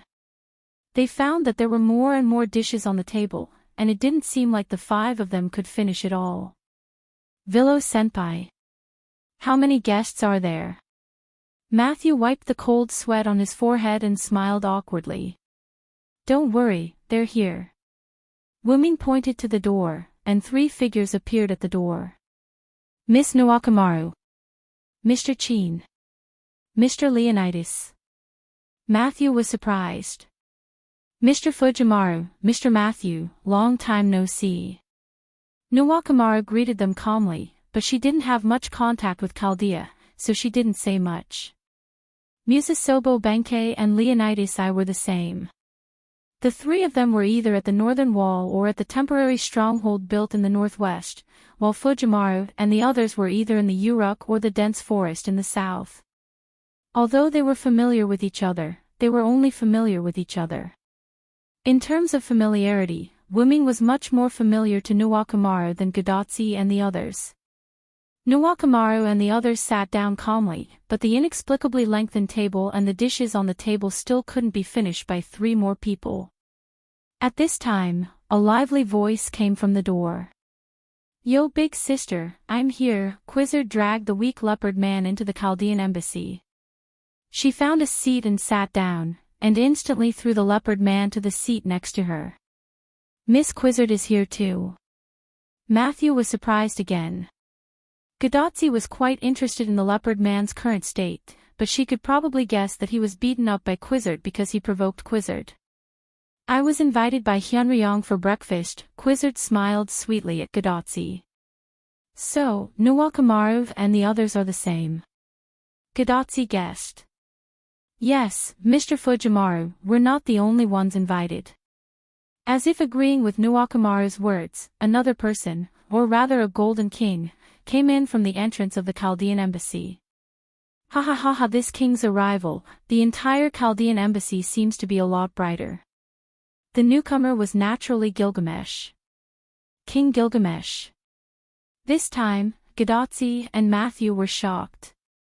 They really didn't expect Gilgamesh to be among the guests. What's the point of being so arrogant? Even if it's brighter, it's all because of this goddess. Ishtar, who came in later, crossed her arms and looked at Gilgamesh with disdain. Oh, the goddess of greed even wants to take this king's glory for herself. Gilgamesh mocked mercilessly. You shiny golden guy. I hope you die of overwork. However, before Gilgamesh and Ishtar could quarrel, Siduri's figure came in. Okay, king and goddess, today you were invited by Hyunryong-sama to enjoy breakfast. You can't be so rude. Her words, which were neither flattering nor harsh, made Gilgamesh and Ishtar both shut their mouths. Siduri, the 2 of them really can't do anything to you. Enkidu, who had a smile on his face, walked in holding Funbaba's hand. You're exaggerating. Siduri bowed. In this regard, Gadatsi and Matthew were almost stunned. Good heavens, all the powerful forces of this era had gathered together. However, only Wuming knew that Ereshkigal was still missing, but that couldn't be helped. After all, she couldn't leave the underworld. Okay, everyone, hurry up and take a seat. This is my cooking that I haven't made for a long time. Hurry up and try it. Hearing this, Gilgamesh and the others also sat down. Seeing so many powerful gods and kings sitting next to them, Gadatsi and Matthew were a little uncomfortable. The 2 were still thinking about whether to change seats. However, Gilgamesh also said that this banquet was hosted by Wuming after all, and even he couldn't steal the limelight. What he meant was, no matter who was in charge, they could sit anywhere. Everyone began to enjoy the food. At this moment, it was as if they really obeyed Gilgamesh's order. Everyone, including Gadatsi, was no longer restrained and completely let go of their limbs. Leonidas I and Musasobo Benkei competed in drinking. Quizzard, as the big sister, played with Gadatsi. Matthew and Anna discussed which snacks Wuming made were delicious. Gilgamesh and Ishtar were once again at each other's throats, and Siduri was the lubricant between them. Enkidu looked at this scene and smiled helplessly, then looked at Wuming, who was chatting with Nawakamaru. As for the leopard man, he was bragging with Funbaba and Fufu, but he was ignored by the two beasts. Now it didn't seem like they were facing the coming doomsday at all, but more like an ordinary party. Roman, who was in Chaldea and watching this scene through Gadotzi's bracelet, sighed. I really don't know whether to be happy or sad. By the way, Roman showed a tangled expression. Roman was happy to see everyone in a good mood, but their good mood made Roman a little worried. After all, there was still the threat of Tiamat. However, Leonardo da Vinci didn't care so much. Instead, he smiled. This is a bit like a different version of The Last Supper. The Last Supper that Leonardo da Vinci made before his death seemed to be comfortable, but it was actually a crisis. Now, the banquet in the Chaldean embassy was just like that. You're so careless. Roman rolled his eyes at Leonardo da Vinci. This was probably the benefit of being a servant, there was no need to think too much. But, no matter how you look at it, it's breakfast. Looking at the harmonious table in the monitor, Roman gave up complaining about Leonardo da Vinci, and he gradually immersed himself in this warm scene. After all, it's good to do this occasionally, isn't it? I'm hungry, I'm going to get a cup of coffee. Roman got up and left the monitor. However, Leonardo da Vinci sat in Roman's position and waved at Roman like a rich man. By the way, help me get a cup, the cup is next to the coffee machine, thank you, yes, understood. The meal was very fast, and the delicious food that everyone enjoyed in Chaldean embassy was quickly wiped out.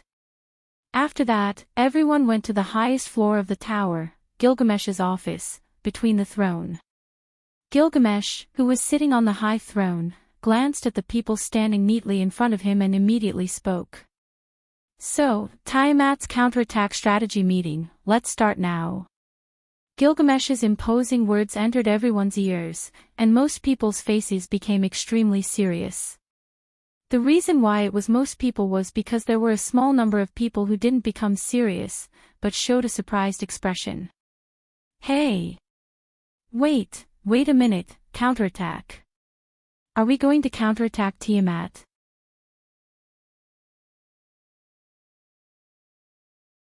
Chapter 10:14. Matthew and Gadotzi were the only two people who were surprised. That's right. I think you have also noticed that we don't have much food left, and all the humans in Mesopotamia have gathered in the Uruk. Although there is no problem for the time being, in a few days, the shortage of food will appear, and we will be in trouble. Gadotzi and Matthew heard Wu Ming's words and instantly understood.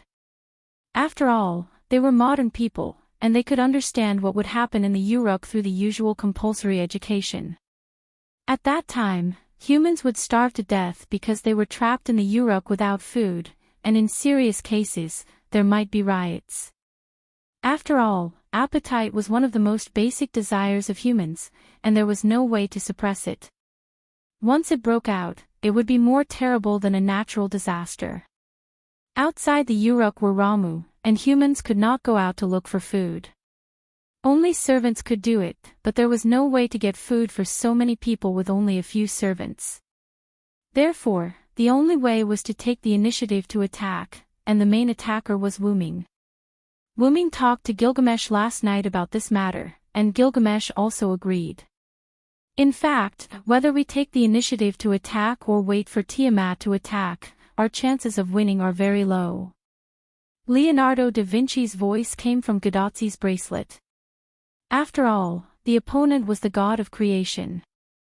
So, whether we take the initiative to attack or passively defend, the probability of winning is almost the same. Although Roman's words were discouraged, it also meant that taking the initiative to attack was better than passively defending. Why didn't Tiamat take the initiative to attack? Gadotzi was quite puzzled. That's because Mother is bound. Enkidu stood up. Bound? Matthew could not help but be stunned. And that's the binding that Tiamat put on herself. Wu Ming interrupted. What? Whether it was Gadotzi, Matthew, or the others, they were more or less surprised by this. Why? Gadotsi asked.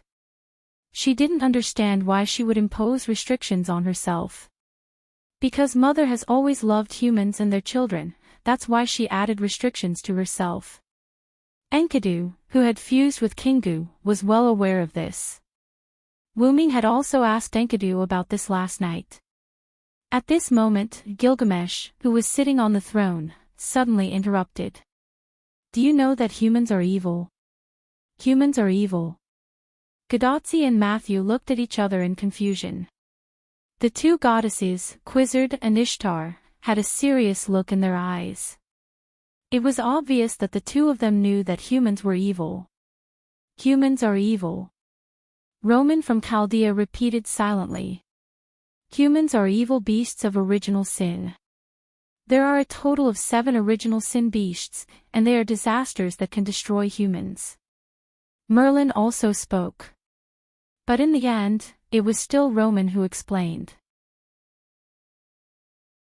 Humans are evil refers to various disasters that threaten human history and destroy humans.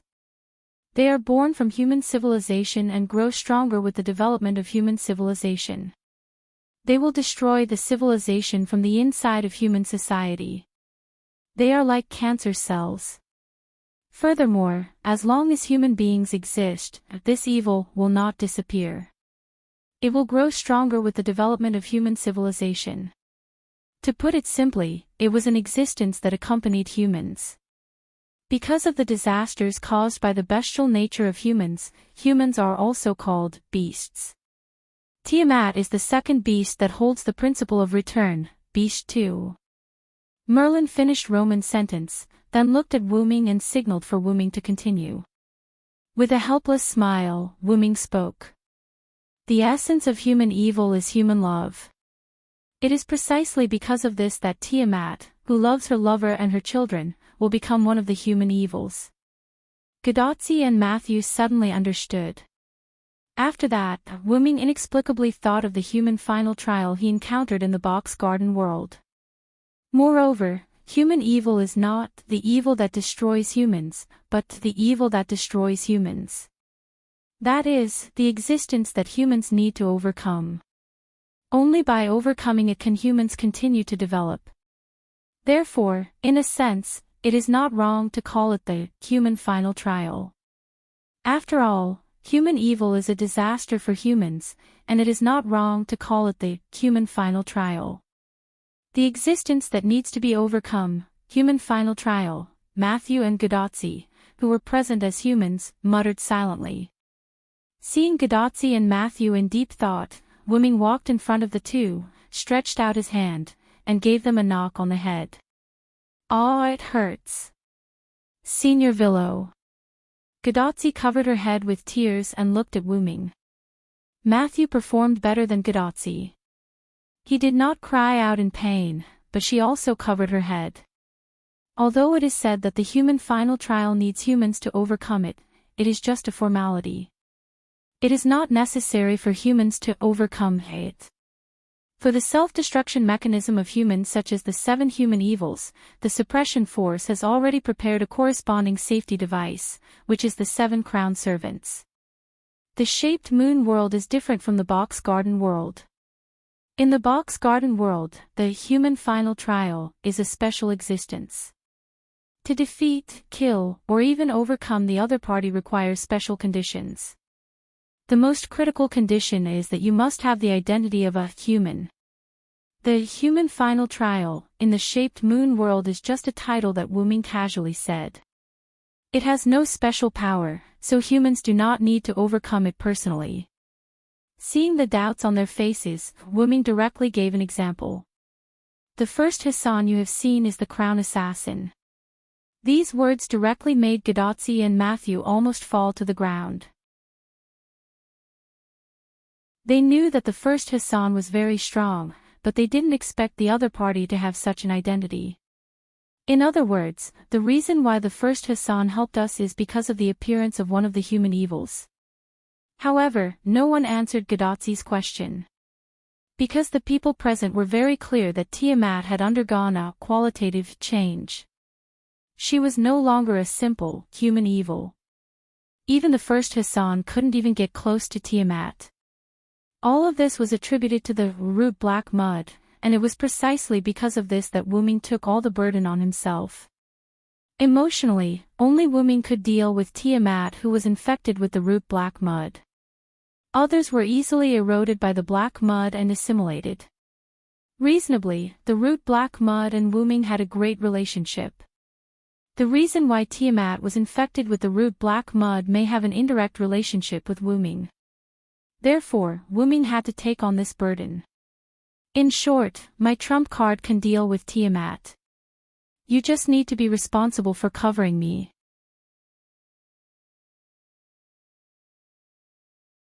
Chapter 10-15. Wu Ming said as he stretched out his hands and rubbed Gadotzi and Matthew's little heads. In fact, Wu Ming didn't mention one thing. He was worried that Tiamat had other means. Therefore, Wu Ming chose to let himself, the only one who was not afraid of the black root soil, face Tiamat, so as not to let other people have an accident. After being attached by the black root soil, in addition to being hostile to Wu Ming, their own abilities would also be changed or enhanced. That is, the enemy who was already very powerful would become even stronger.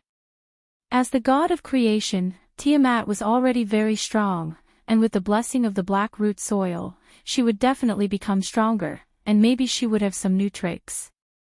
The best way was to let some people stay in the Uruk. Wu Ming had already talked to Gilgamesh about this issue last night. Therefore, Gilgamesh directly ordered. Now, let's discuss the problem of grouping. After that, let's face the god of creation and launch the final attack. The humans in the Uruk were still doing their duty, and even most of the soldiers were arranged by Gilgamesh to do something within their ability. Only some soldiers were still guarding the 360-degree city wall surrounding the Uruk, and their task was only to be stationed on the city wall to monitor the movements of the Ramu army outside.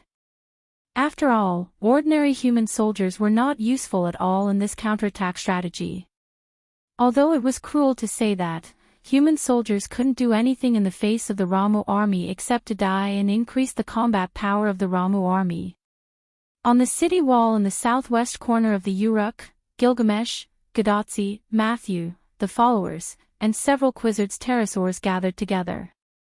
However, everyone was clearly divided into two teams and stood in front of Gilgamesh. Quizzard, Ishtar, Gadotzi, Matthew, Merlin, Nuwakamaru, and Musasobo Benkei were responsible for covering Wu Ming. Enkidu, Funbaba, Leonidas I, Anna, and Leopard Man were responsible for guarding the Uruk with Gilgamesh. Quizzard and Ishtar were very powerful goddesses, so naturally, they wouldn't choose to stay behind. Although Nuwakamaru was a general-like figure, his class was rider, and his mobility wasn't low, he was more suitable for taking the initiative to attack.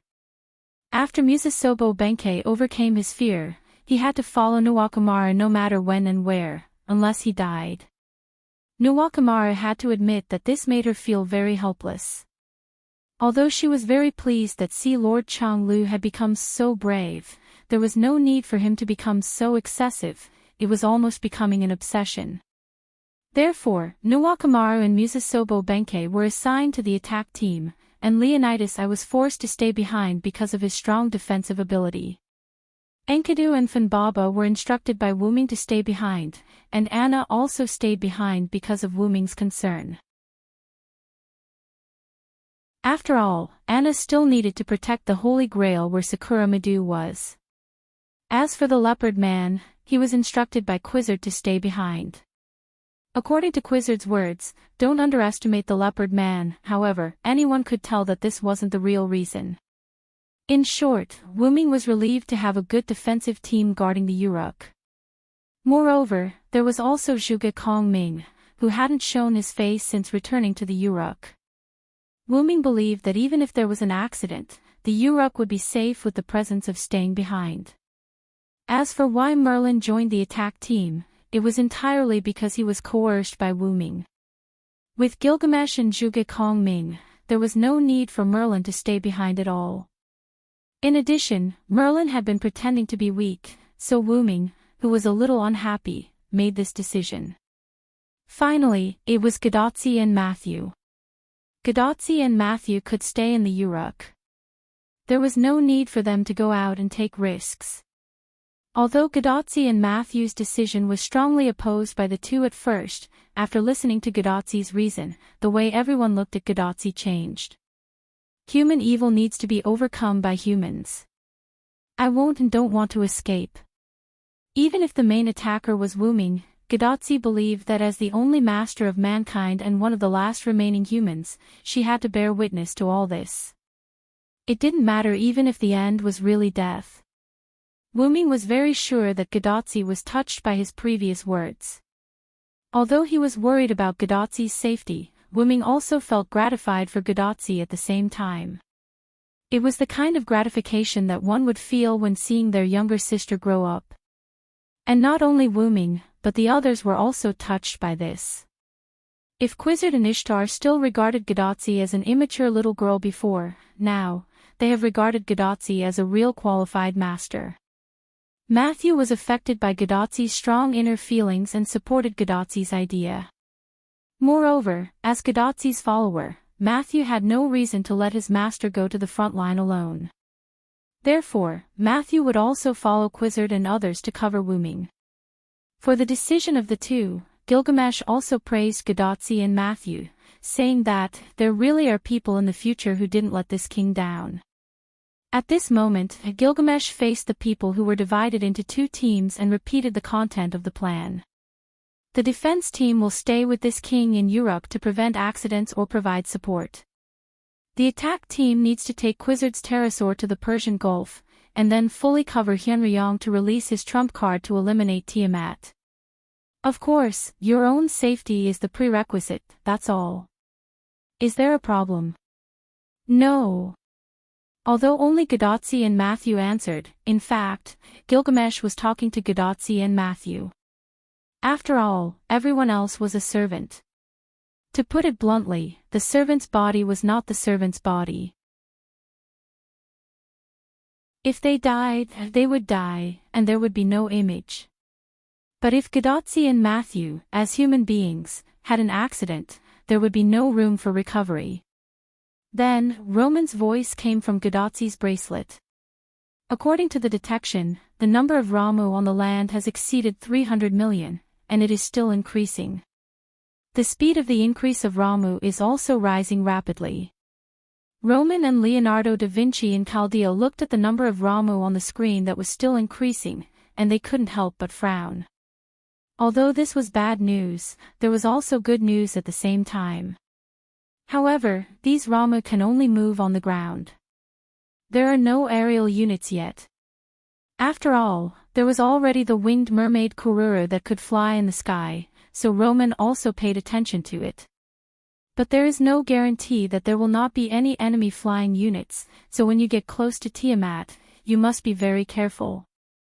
Don't relax your vigilance against the Ramu just because they can fly. Leonardo da Vinci also warned. Of course, he was still talking to Gadotsi and Matthew. Yes, we understand, Leonardo da Vinci. Gadotsi nodded seriously. Finally, as the Uruk king, Gilgamesh issued the final order. So, let's go, everyone. This king is looking forward to your triumphant return.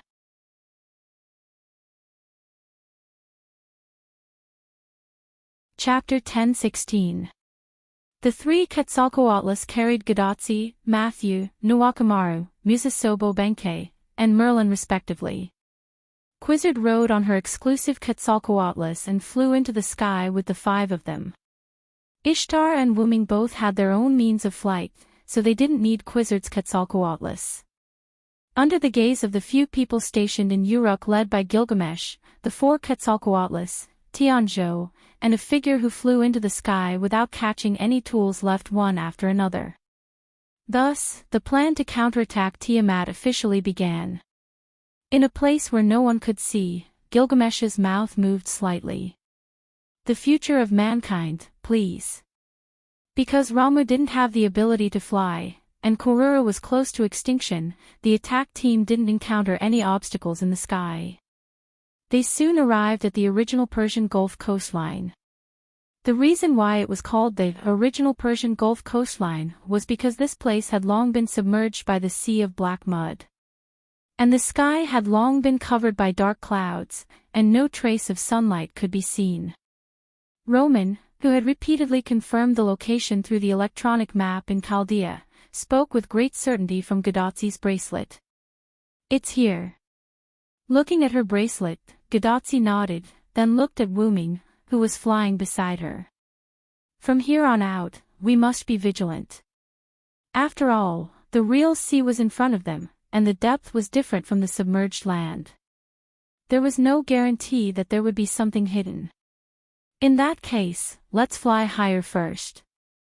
After Quizzard finished speaking, the 4 Quetzalcoatlus all flew higher.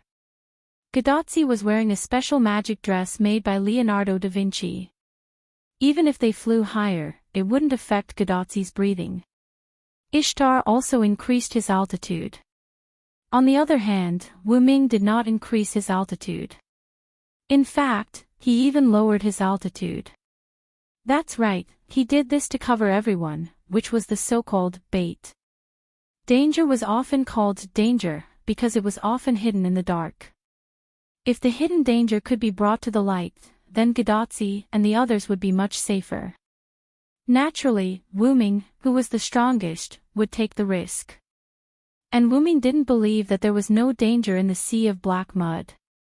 Sure enough, a mouth full of black mud suddenly jumped out of the black mud and bit at Wuming.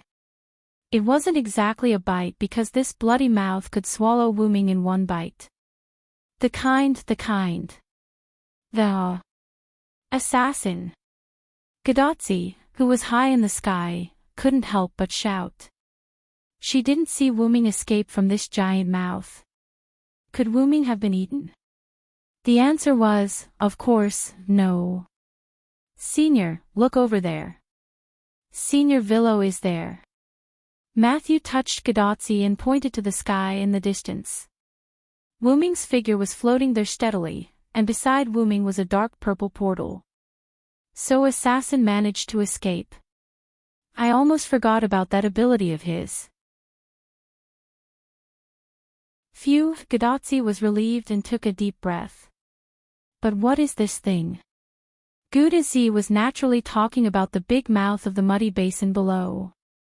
"That's the mouth of a magical beast," Ishtar, who was holding Anna on her horse, said quietly as she flew to Gadotzi and Matthew's side. The mouth of a magical beast. This frightened the 2 girls. The mouth below was so big that it could eat 4 or 5 people in one bite. How big was the body of such a magical beast? Gadotzi and Matthew weren't the only ones who wanted to see the true face of this magical beast. Others also wanted to know, including Wuming. He wanted to see what the true face of this magical beast that he couldn't detect with his mental strength was. At that moment, Wuming waved his hand, and a book full of ancient meanings suddenly appeared in Wuming's hand. This was a nameless spellbook. Every page represented a magic spell, and the further down the page, the higher the level of the magical beast, and the more powerful the spell was. The book moved without wind, and the pages were flipped. Finally, it stopped on a page. This page represented a supreme spell, and it was the kind that didn't require the skill to be shaken and could be used directly. Then, Wuming tore off this page and threw it into the portal beside him that hadn't closed yet. Wuming snapped his fingers, and the portal closed immediately. However, in the next second, the huge closed mouth suddenly expanded, then suddenly contracted, and then expanded again. The huge mouth opened towards the sky, and the blue and white light of destruction shot straight into the sky. With the huge mouth as the center, the sea of black mud also shook violently.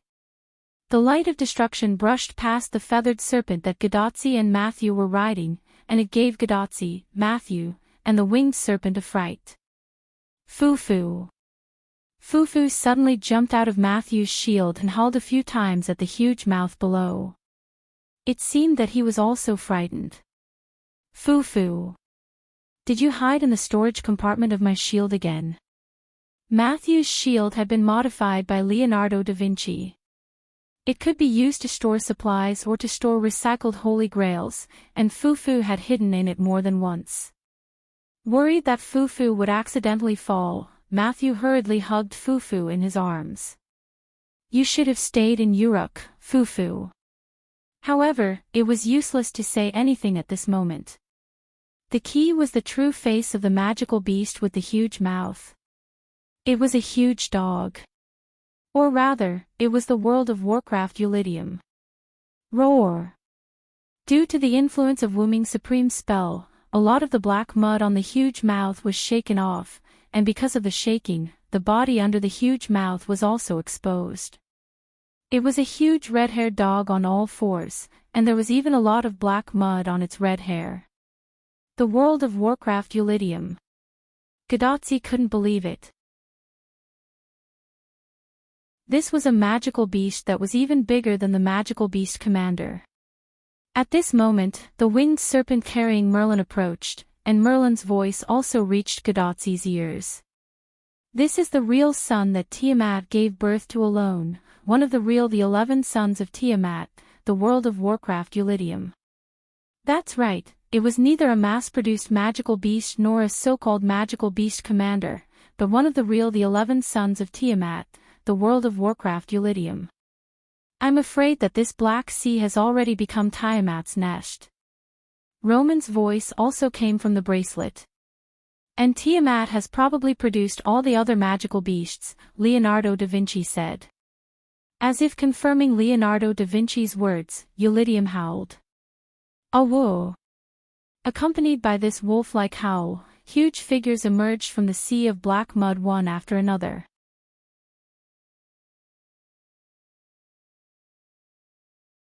Chapter 10:17. One after another, huge figures emerged from the sea of black mud. Black mud fell from their bodies bit by bit, revealing their figures. Eulidium, who had the appearance of a wolf dog, the venomous snake Bashmu, the huge sun lion Ugle, the three-horned lion dragon Ugle, the seven-headed snake Muxiumafu, the demonic bull Catholicu, who had abandoned the appearance of a human bull and appeared on all fours, Kitabliru, who had also abandoned the appearance of a scorpion and turned into a giant scorpion, Meshuxiu, who had 4 legs, the angry snake Kururu, who had abandoned the appearance of a mermaid and turned into a giant fish. Beast Mdebrutu, who had obtained the appearance of a shark and was known as the Tempest, and Tiamat's last son, the Chaos Mud Man with the same name and identity as the Father of Gods, Ramu. These were the 11 sons of Tiamat. At the same time, they were also the existences that prevented Wuming from getting close to Tiamat. Gadotzi and the others had to protect Wuming from the danger he had to face. Trouble. Even Wuming did not expect that the 11 sons of Tiamat would all appear. However, this was probably the power of the black mud that sped up the birth of Tiamat's new 11 sons. The reason why it was called the 11 sons was because the 11 sons had died long ago. Moreover, these 11 magical beasts were more or less different from the ones recorded in the historical myths. At this moment, the bodies of the magical beasts were basically extremely huge, and the humanoid magical beasts had all turned into their beast forms. The formless Mdebrutu had also turned into a giant shark. Obviously, this was a temporary change made by Tiamat. After all, this was the only way they were real, magical beasts. However, Wuming was more concerned about the Ramu. It wasn't much different from the other Ramu in Mesopotamia. At the very least, it wasn't as large as the other Ramu. It was about the same size as the other Ramu, but it was also different from the other mass-produced Ramu. This Ramu's body was not as weak as other mass-produced Ramu. On the contrary, this Ramu's body was abnormally strong. It was even more fit than a bodybuilder. Wuming was sure that this guy was not just for show, but for real. In addition, this Ramu also had a pair of large wings on its back, but they were curled up, so it was hard to tell how big they were. In short, among the 11 magical beasts, Wu Ming felt that this Ramu was the strongest. WMBFLL, YBFDFZXXDMQCSDJH, YBFQWLK, CDXMRL, the Ramu said something to the other magical beasts, and the 11 magical beasts immediately divided into two groups. 5 magical beasts advanced towards the Uruk. Wu Ming, who could understand the Ramu's words, understood the other party's meaning. They wanted to split into two groups. One group would go to the Uruk to completely destroy the humans, and the other group would stay to deal with them. It seemed that these 11 magical beasts had not been lurking for a long time. They were probably just born not long ago. Otherwise, they wouldn't have waited until Wu Ming and the others attacked the Uruk before going to the Uruk. After all, if 11 of them attacked the Uruk together, the Uruk's light film would most likely not be able to stop them. Fortunately, Wu Ming had the foresight to let Enkidu, Fen Baba, and the others stay in the Uruk. Although it was not foolproof, it was enough. These 11 magical beasts were extremely powerful. Wu Ming even had the idea that if they fought alone, Quizzard and Ishtar might not necessarily be the opponents of these magical beasts. However, their goal was not to kill these 11 magical beasts.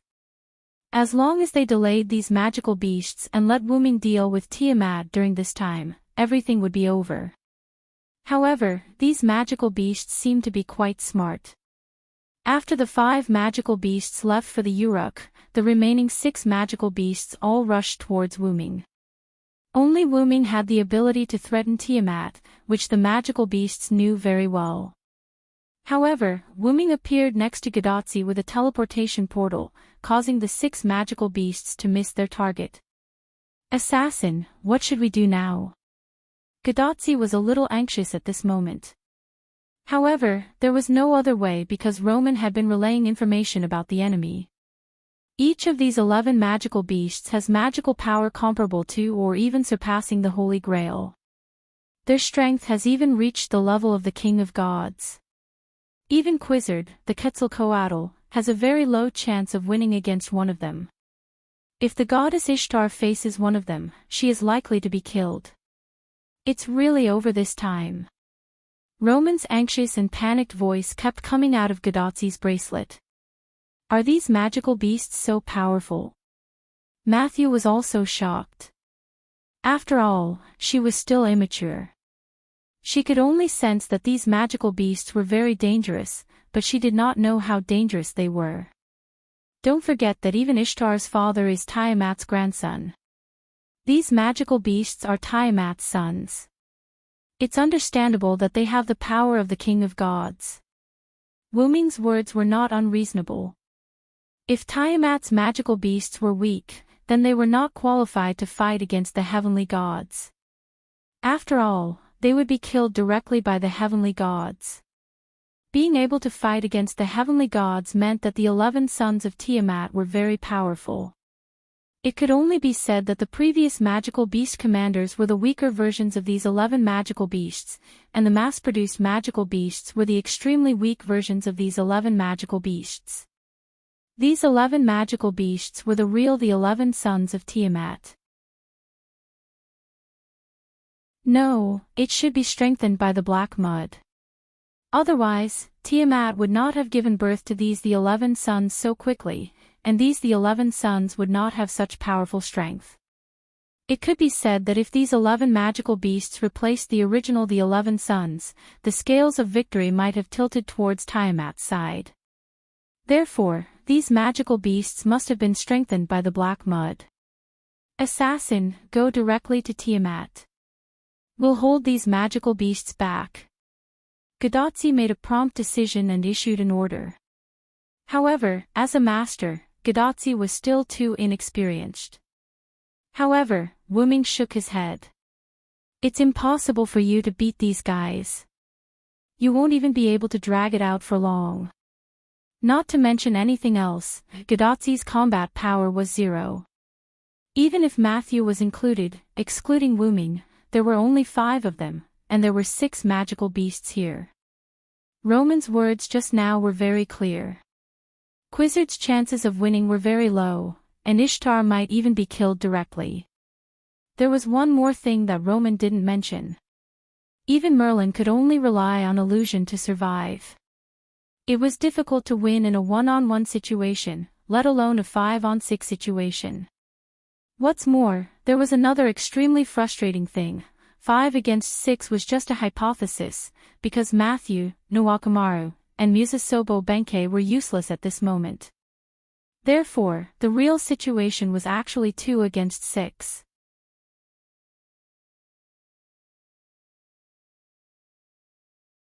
Chapter 10:18. Then what do we do now? Everyone turned their attention to Wu Ming, including Merlin. Wu Ming looked at the 6 magical beasts that were charging at them again, thought for a moment, and then said something that made everyone dumbfounded. I'll hold off these 6 magical beasts, you guys go snipe Tiamat. As soon as he said that, everyone's eyes widened. Wait a minute, you're going to deal with 6 magical beasts? Gadotsi said worriedly. The strength of these magical beasts was obvious to all. This was no joke. I'm afraid we can't kill Tiamat. This sentence came from Merlin. The 6 magical beasts only attacked Wu Ming and ignored the others. This meant that only Wu Ming had the ability to threaten Tiamat. If they couldn't even defeat these magical beasts, how could they deal with Tiamat? There was another point that others didn't know, but Merlin knew very well. First, Hassan couldn't even get close to Tiamat now, let alone them. Without the strength, they probably couldn't even get close. How could they fight? However, Wu Ming's words changed. That's why I asked you guys to snipe. That's right, Wu Ming didn't think that they could get close to Tiamat, but they didn't need to, they could just snipe from afar. Immediately, everyone turned their attention to Ishtar. Ishtar was stunned at first, then held her head and looked like she was about to break down. Wait a minute, I can't even defeat these magical beasts, how can I deal with Tiamat? Ishtar's eyes were filled with tears, and she looked like she was going to die. This was a good reason, but, don't you still have Gugalana? Wu Ming spread his hands, and suddenly looked like he didn't care. Suddenly, Ishtar's body froze. However, Gadotsi and Matthew looked happy. Right, I almost forgot that Miss Ishtar has the bowl of heaven. Ishtar. It's up to you now. The two of them cheered Ishtar on. If it doesn't work, we'll just use Gugalan to escape and switch places with me. Without waiting for Ishtar's response, Wu Ming turned around and flew downwards. Because the 6 magical beasts had already arrived. Good luck, Mistress of the Heavens, Ishtar.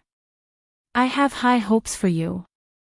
After Wu Ming said some words of encouragement, he directly started fighting with the 6 magical beasts. There's no time to lose. Let's go over first. At that moment, Quizzard also seized the opportunity created by Wu Ming and commanded the pterosaurs to fly towards Tiamat. Wait a minute. Ishtar's sorrowful cries served as a prelude to the battle between Wu Ming and the 6 magical beasts. On the Uruk side, Gilgamesh had already returned to the top of the divine tower. He did not do anything and just closed his eyes and waited quietly. Enkidu and Funbaba were playing by the side, while Leonidas I, Anna, and the leopard man stayed on the southwest wall of the Uruk. At some point, Gilgamesh's aura changed, and then Enkidu spoke. Gil, what are you worried about? However, Gilgamesh, who opened his eyes, shook his head. It's just a bunch of random thoughts. In response, Enkidu smiled mysteriously.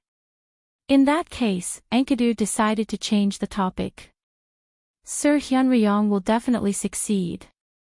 We just need to protect the Uruk, or rather, protect you, the king of humans in this era. It's about time. Gilgamesh, who was leaning against the throne, rested his face on his arm and glanced toward the southwest. Boom! The sound of a boulder hitting the ground echoed in the sky, and the entire Uruk was shaken.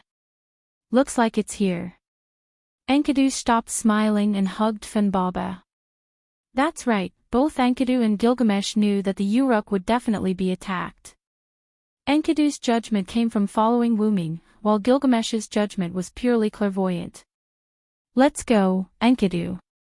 This king wants to see how those beasts attack this king's Uruk. Gilgamesh said, standing up with the help of the handrail and walking down the steps.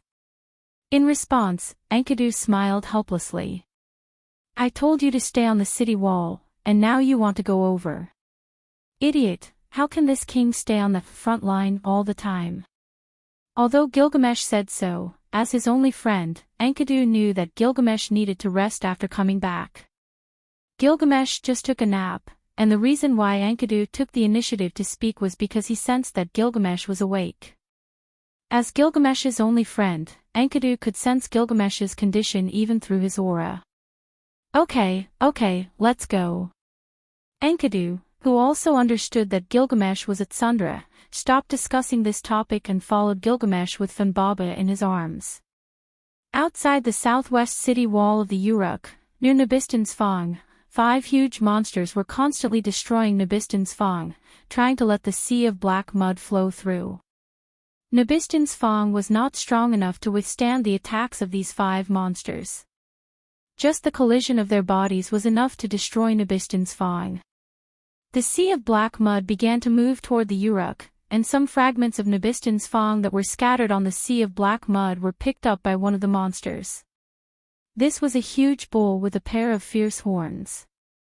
It was Catholic, one of the 11 sons of Tiamat.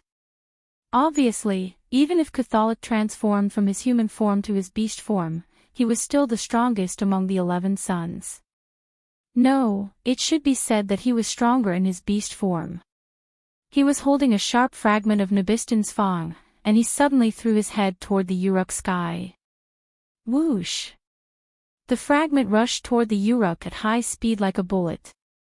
When the fragment reached the highest point, it began to fall in an arc, and then directly entered the light film of the Uruk. It fell heavily in an open space, smashing a big hole. In the middle of the street not far away, there was also a big hole, and in the hole was another fragment of Nabistan's Fang. Obviously, these 2 fragments had entered the Uruk through the same method. But fortunately, these 2 fragments happened to fall in an open space or even on the street, so there were no casualties.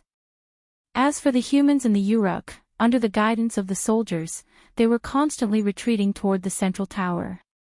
A beautiful woman wearing a veil was saying something loudly. Hurry up, everyone, we'll be safe once we enter the tower. This was Siduri, and she was also giving orders. The underground of the tower had space for thousands of people to temporarily take refuge. Although it was a little difficult to let everyone in the Uruk take refuge in it, the other rooms on the ground of the tower could also be used for refuge. As the central building of the Uruk, the tower was naturally strong. As long as they didn't hide on a floor that was too high, even if the fragment of Nabistan's Fang fell, it wouldn't cause any harm to the people hiding in it. At the thought that the people would soon be safe, Siduri couldn't help but breathe a sigh of relief. However, at this moment, a sound of something breaking through the air came from above Siduri's head. Siduri couldn't help but look up. It was another fragment of Nabistan's Fang. And the landing site was where she was.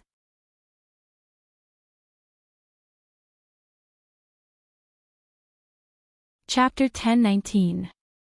However, before the fragment landed, a purple figure leaped towards the fragment. With a flash of a blade, the fragment turned into fragments and fell to the ground. Are you all right? Anna's figure landed in front of Siduri. Her scythe indicated that it was Anna who saved Siduri. I'm fine, Miss Anna. Thank you so much. Siduri bowed to Anna to express her gratitude. Let's leave quickly. The Uruk is in danger now. Anna blushed and turned her head away. She couldn't help but put on her hood.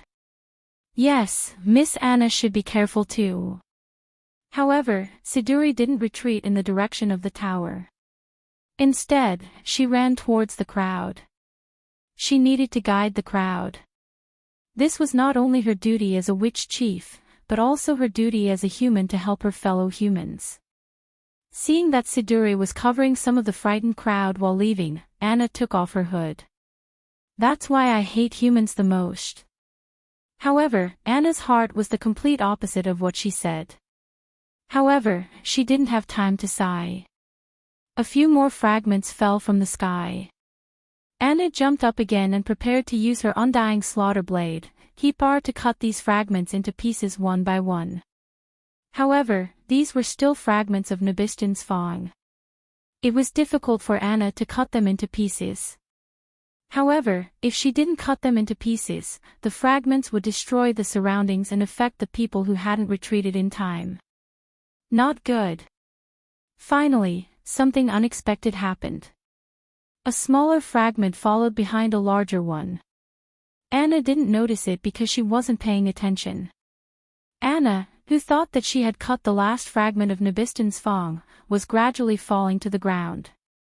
At this moment, a tiger's roar echoed through the sky. Roar! Kacha, bang! Finally, the last piece of debris was completely shattered. Along with Anna, a yellow leopard fell to the ground.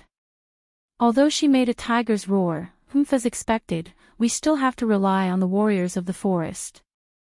The great leopard man. Roar!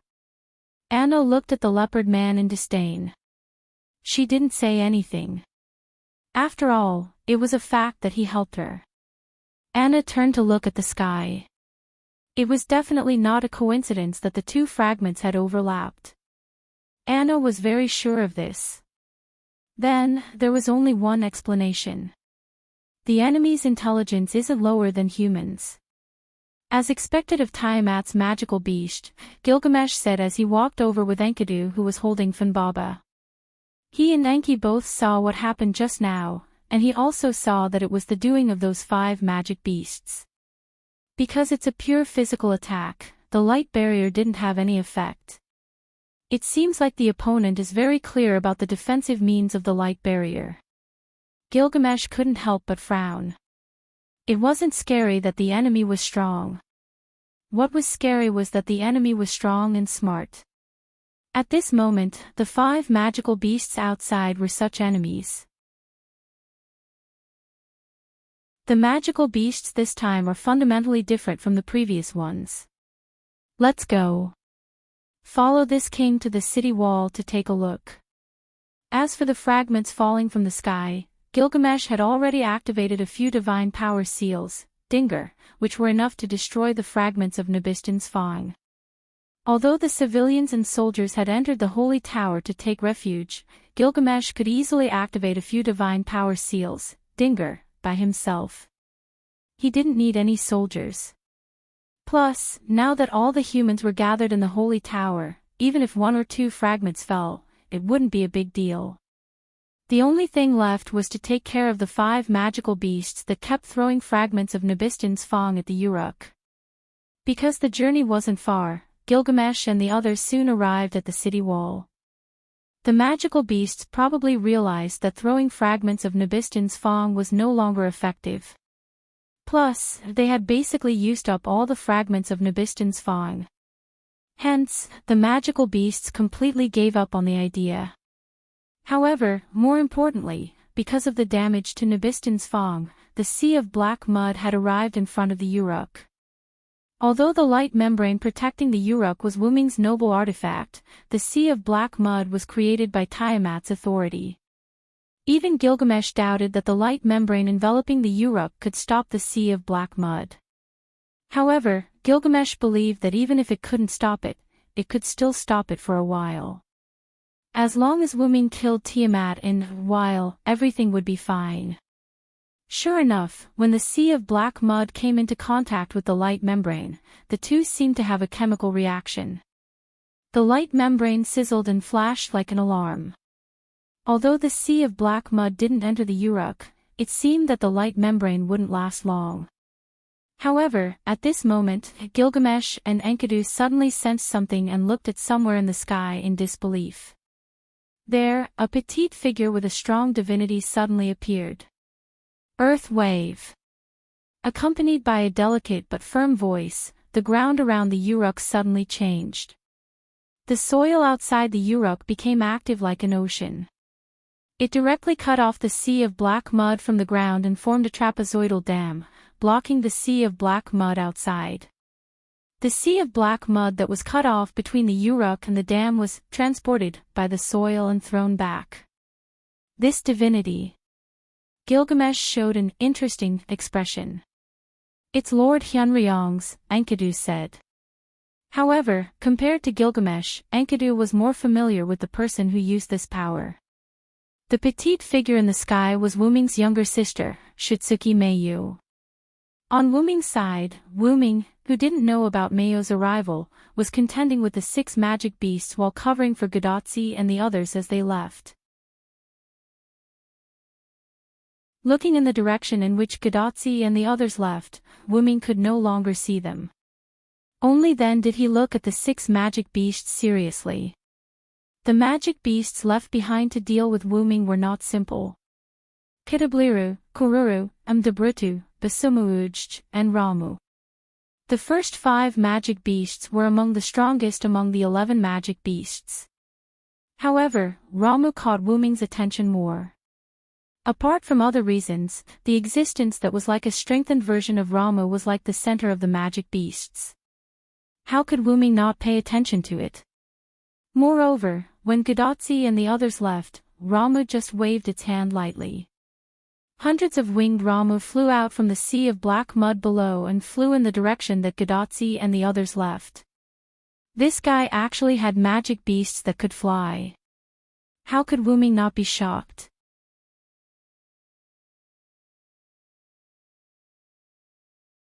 Chapter 10:20.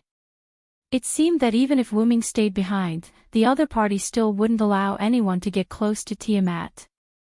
But fortunately, it was only some winged Ramu that dealt with Gadotsi and the others, and not the 11 magical beasts. Although those mass-produced Ramu weren't weak, they were still too weak compared to the 11 magical beasts, so Wuming believed that Gadotsi and the others would be fine. There were 2 reasons why Wuming let Gadotsi and the others deal with Tiamat. First of all, Gadotsi and the others definitely wouldn't be able to kill Tiamat. And Wuming instructed Ishtar to attack from a distance only to give Gadotsi and the others a way out. After all, it would be easier for them to escape by pulling the distance. And why did Wuming let Gadotsi and the others go even though he knew that they couldn't kill Tiamat? The second reason was that Wuming wanted to take advantage of this time to kill these 6 magical beasts. So no matter what, Wuming had to speed up during the time when Gadotsi and the others were away and try to kill these 6 magical beasts as quickly as possible. After all, it was impossible for them to defeat the magical beasts, and even the survival of Gadotsi and the others was a problem.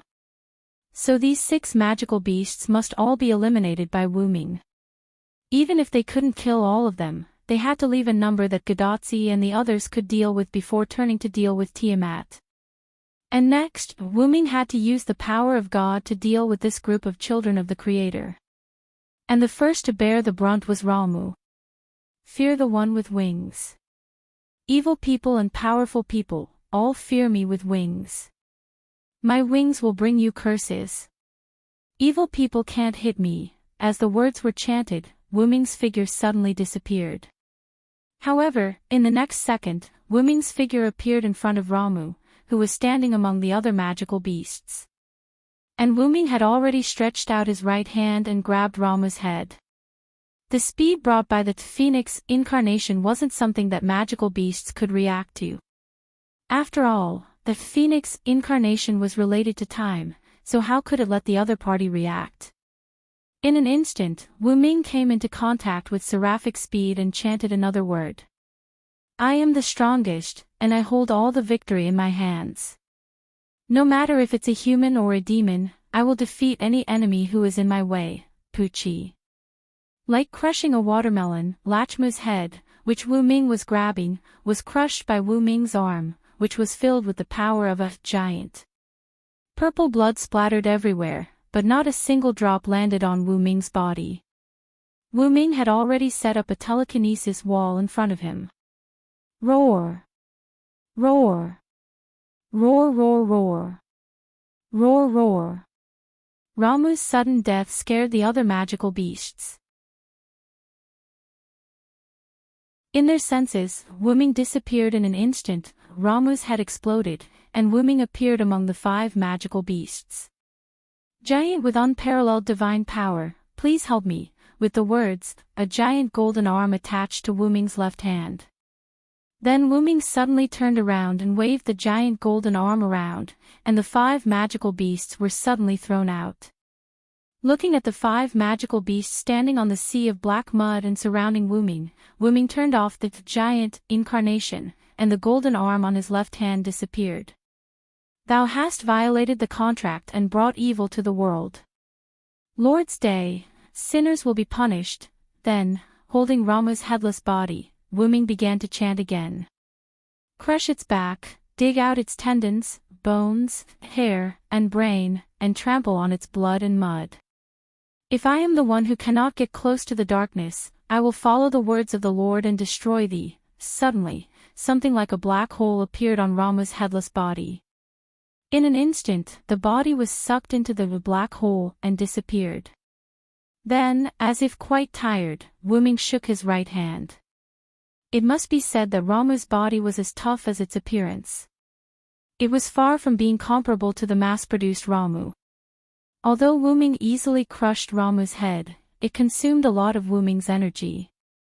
Wu Ming's arm was also tired, otherwise, Wu Ming would not have changed his arm to attack the other 5 magical beasts. Wu Ming did not underestimate the 11 magical beasts. On the contrary, they were very important. After all, they came out of the sea of black mud. Using the phoenix incarnation that had never been used in front of magical beasts to get close to Ramu and catch it by surprise. Then, using the giant incarnation, coupled with a trace of the power of the source of the black mud, he successfully crushed Ramu's head. Finally, he used the annihilation incarnation to destroy Ramu's headless body. After all, a magical beast's vitality was very strong. However, Wu Ming could not guarantee that Ramu did not have any special abilities. Wu Ming was afraid that the headless Ramu could come back to life. These were enough to see Wu Ming's importance to Ramu, and Ramu died without playing any role. No, thinking about it carefully, it was still useful. The other 5 magical beasts knew about Wu Ming's methods.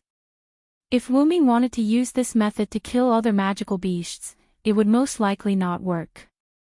However, even so, it was worth it to kill Ramu, who gave Wu Ming a sense of importance.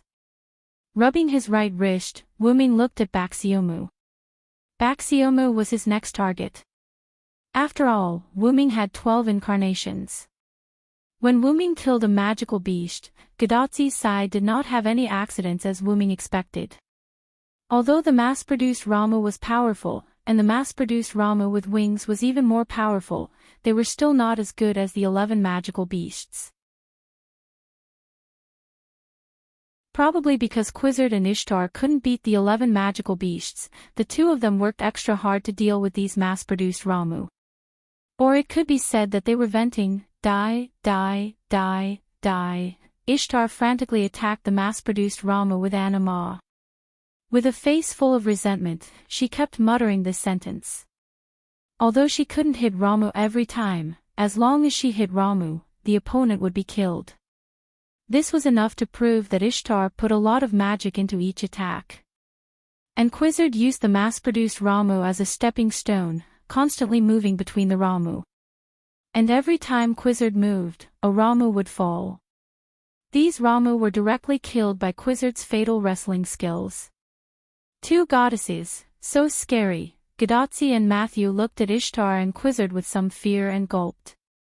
Nuwakamaru and Musasobo Benkei quietly stayed on the pterosaur's back. Because the 2 goddesses were venting, although they didn't have a chance to attack, they had some free time. Ahahaha, almost all the enemies have been wiped out. Merlin laughed. Sure enough, after Merlin finished speaking, Gadotzi found that there was only 1 Ramu left. and it seemed to be dumbfounded, flying there motionlessly. But it didn't matter. Anyway, this Ramu had to face the two goddesses venting. When it finally reacted, it couldn't help but shudder. Then, a golden light flashed, and it fell into darkness.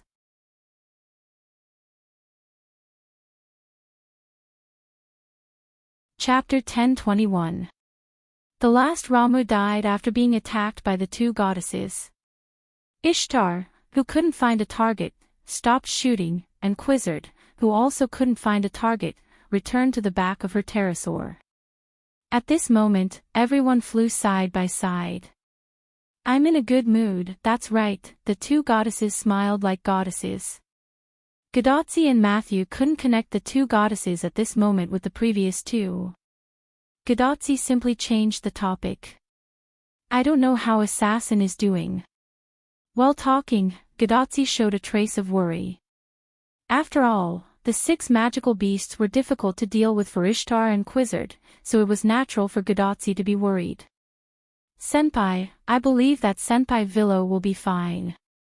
After all, he has always been very reliable. Matthew clenched his small fist and nodded to Gadotzi. In this regard, Ishtar also agreed. Matthew is right. That guy won't do anything that he isn't sure of. Since he chose to deal with the 6 magical beasts, he must have his reasons. Since Ishtar said so, I think Hyunryong will be fine. But I didn't expect you to have so much confidence in Hyunryong, then, Quizzard also interjected, but her tone was quite mocking. I don't have confidence in him. But, if Hyunryong can be defeated so easily, I won't be unable to defeat him for so long in the past. Ishtar crossed her arms and looked proud. Everyone, now is not the time to quarrel. Nuwakamaru said something, but her face was a little ugly. Similarly, Musasobo Benkei, who was still silent, also looked a little ugly. We probably have a problem. At this time, Merlin, who was on the back of the pterosaur next to Gadotzi, suddenly pointed to the front. His expression was a little ugly. There was no other reason than the place Merlin had pointed to. Gadotzi and others looked at the place where Merlin pointed. It was dark. The clouds in the sky gradually turned into dark clouds, and the sky gradually turned scarlet. Under the alternating black and red sky, the Indian Ocean connected to the Persian Gulf was dark. No, it wasn't the Indian Ocean, it was the black mud. The black mud connected the sky and the sea, not metaphorically, but a real connection. In front of everyone, from the surface of the sea to the black clouds in the sky, it was as if a wall of black mud had formed. All they could see was black mud and nothing else. In a sense, the water and the sky was black. Because the surrounding environment had been turning dark, and Gadotzi and others' attention was attracted by Ishtar and Quizzard, they didn't notice this scene. The black mud that formed the water and the sky was faintly creeping. Anyway, in Gadotzi's opinion, it was quite disgusting. She now understood why Merlin frowned. After discovering this situation, Quizzard had already stopped the pterosaurs and even faintly retreated. Then, Roman's panicked voice came from Gadotzi's bracelet. Quizzard, retreat quickly.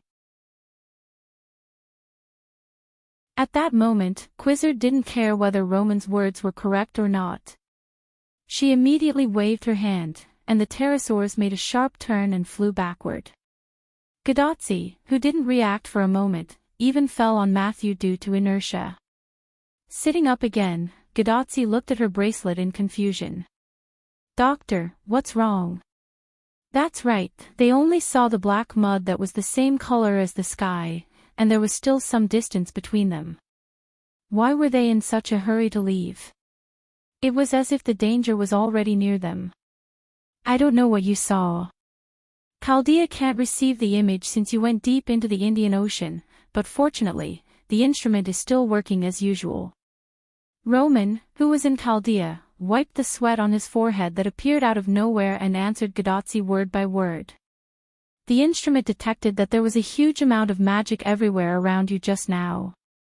No, to be precise, you are in a space full of huge magic, and your surroundings are still like this.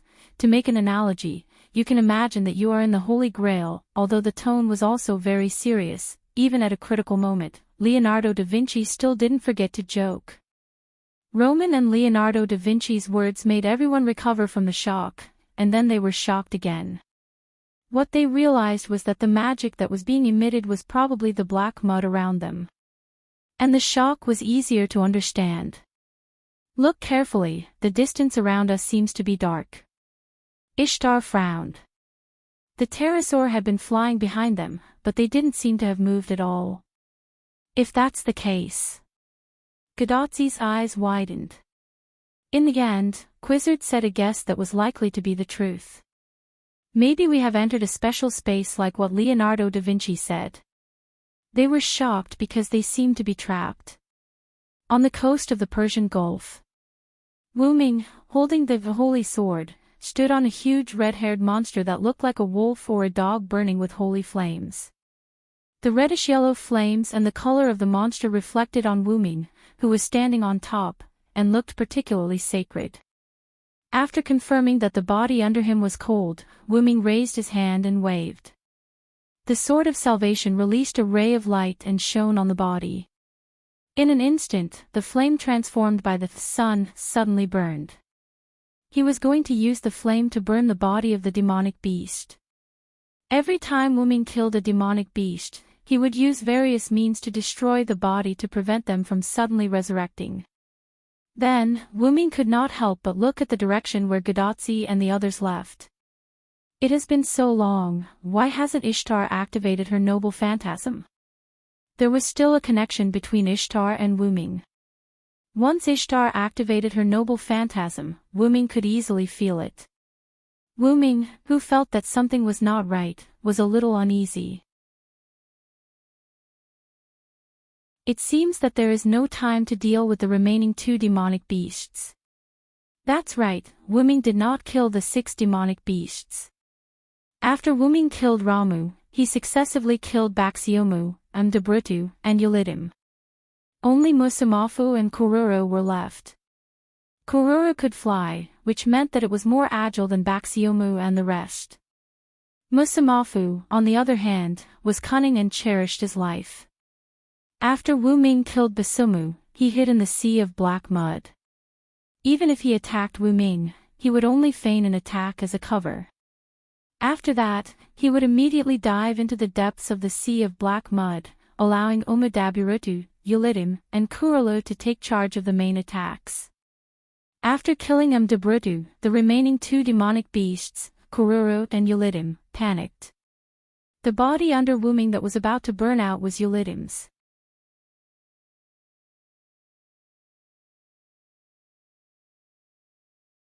Chapter 10:22.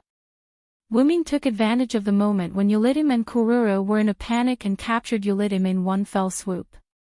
After fighting for a while, he directly used the Sun incarnation as his trump card to kill Ulidim.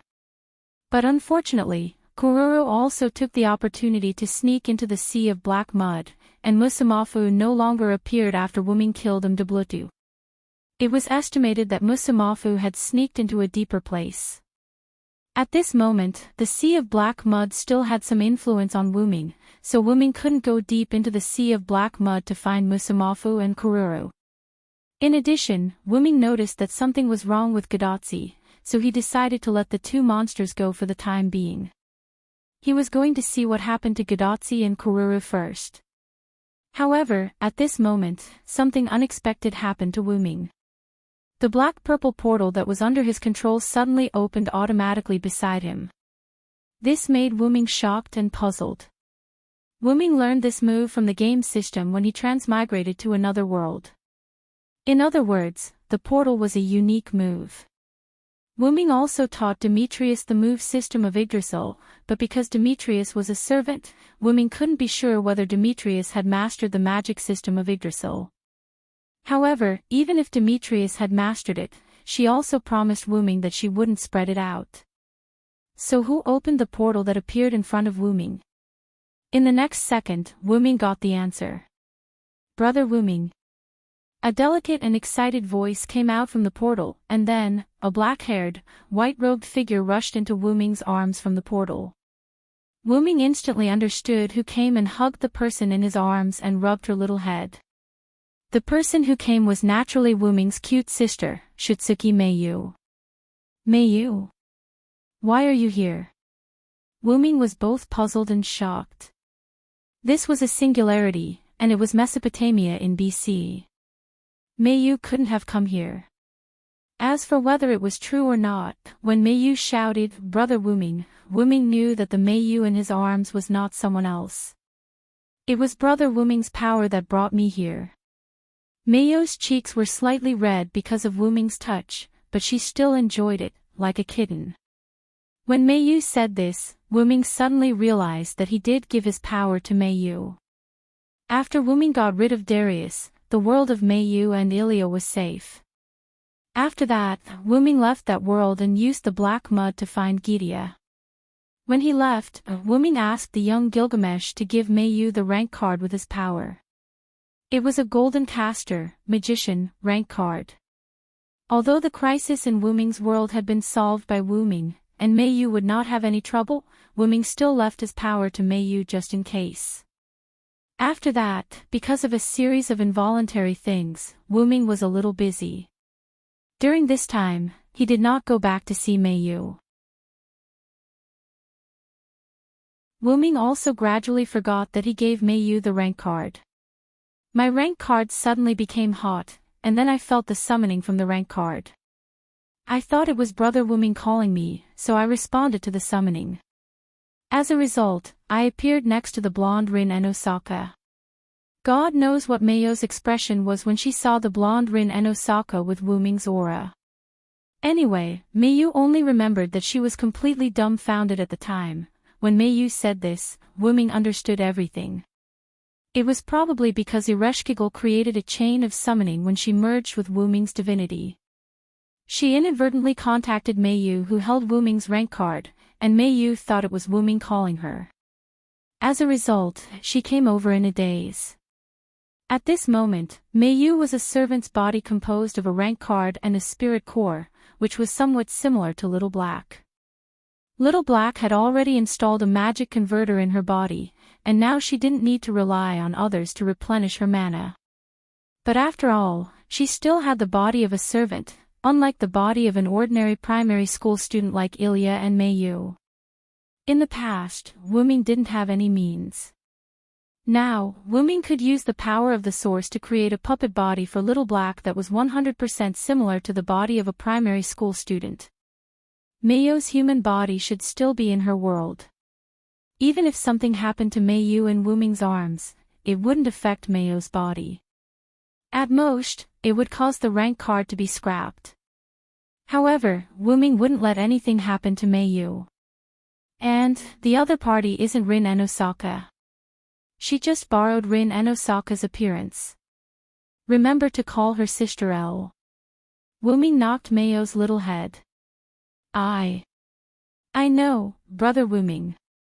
Don't knock my head all the time. Wu Ming didn't know whether to laugh or cry. He rubbed Meiyu's little head again, comforting Meiyu's depression of being knocked on the head. You said you appeared next to Ereshkigal. How is Ereshkigal now? Wu Ming was quite worried about Ereshkigal. Blonde-haired Rin and Osaka. I mean, Sister L is now dealing with the demonic beasts in Uruk. She asked me to come and find Brother Wu Ming to see if there's anything I can help with.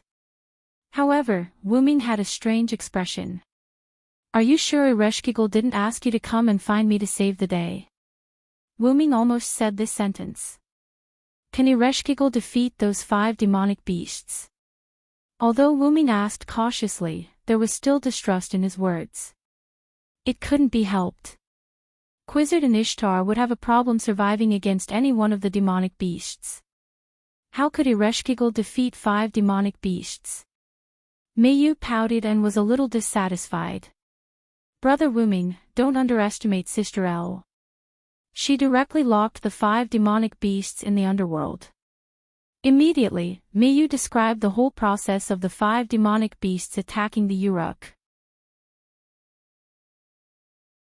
When the sea of black mud rushed to the Uruk, Miyu cast the servant in the class card, which was Wuming's ability, Yggdrasil System's magic. She raised the ground and intercepted the sea of black mud.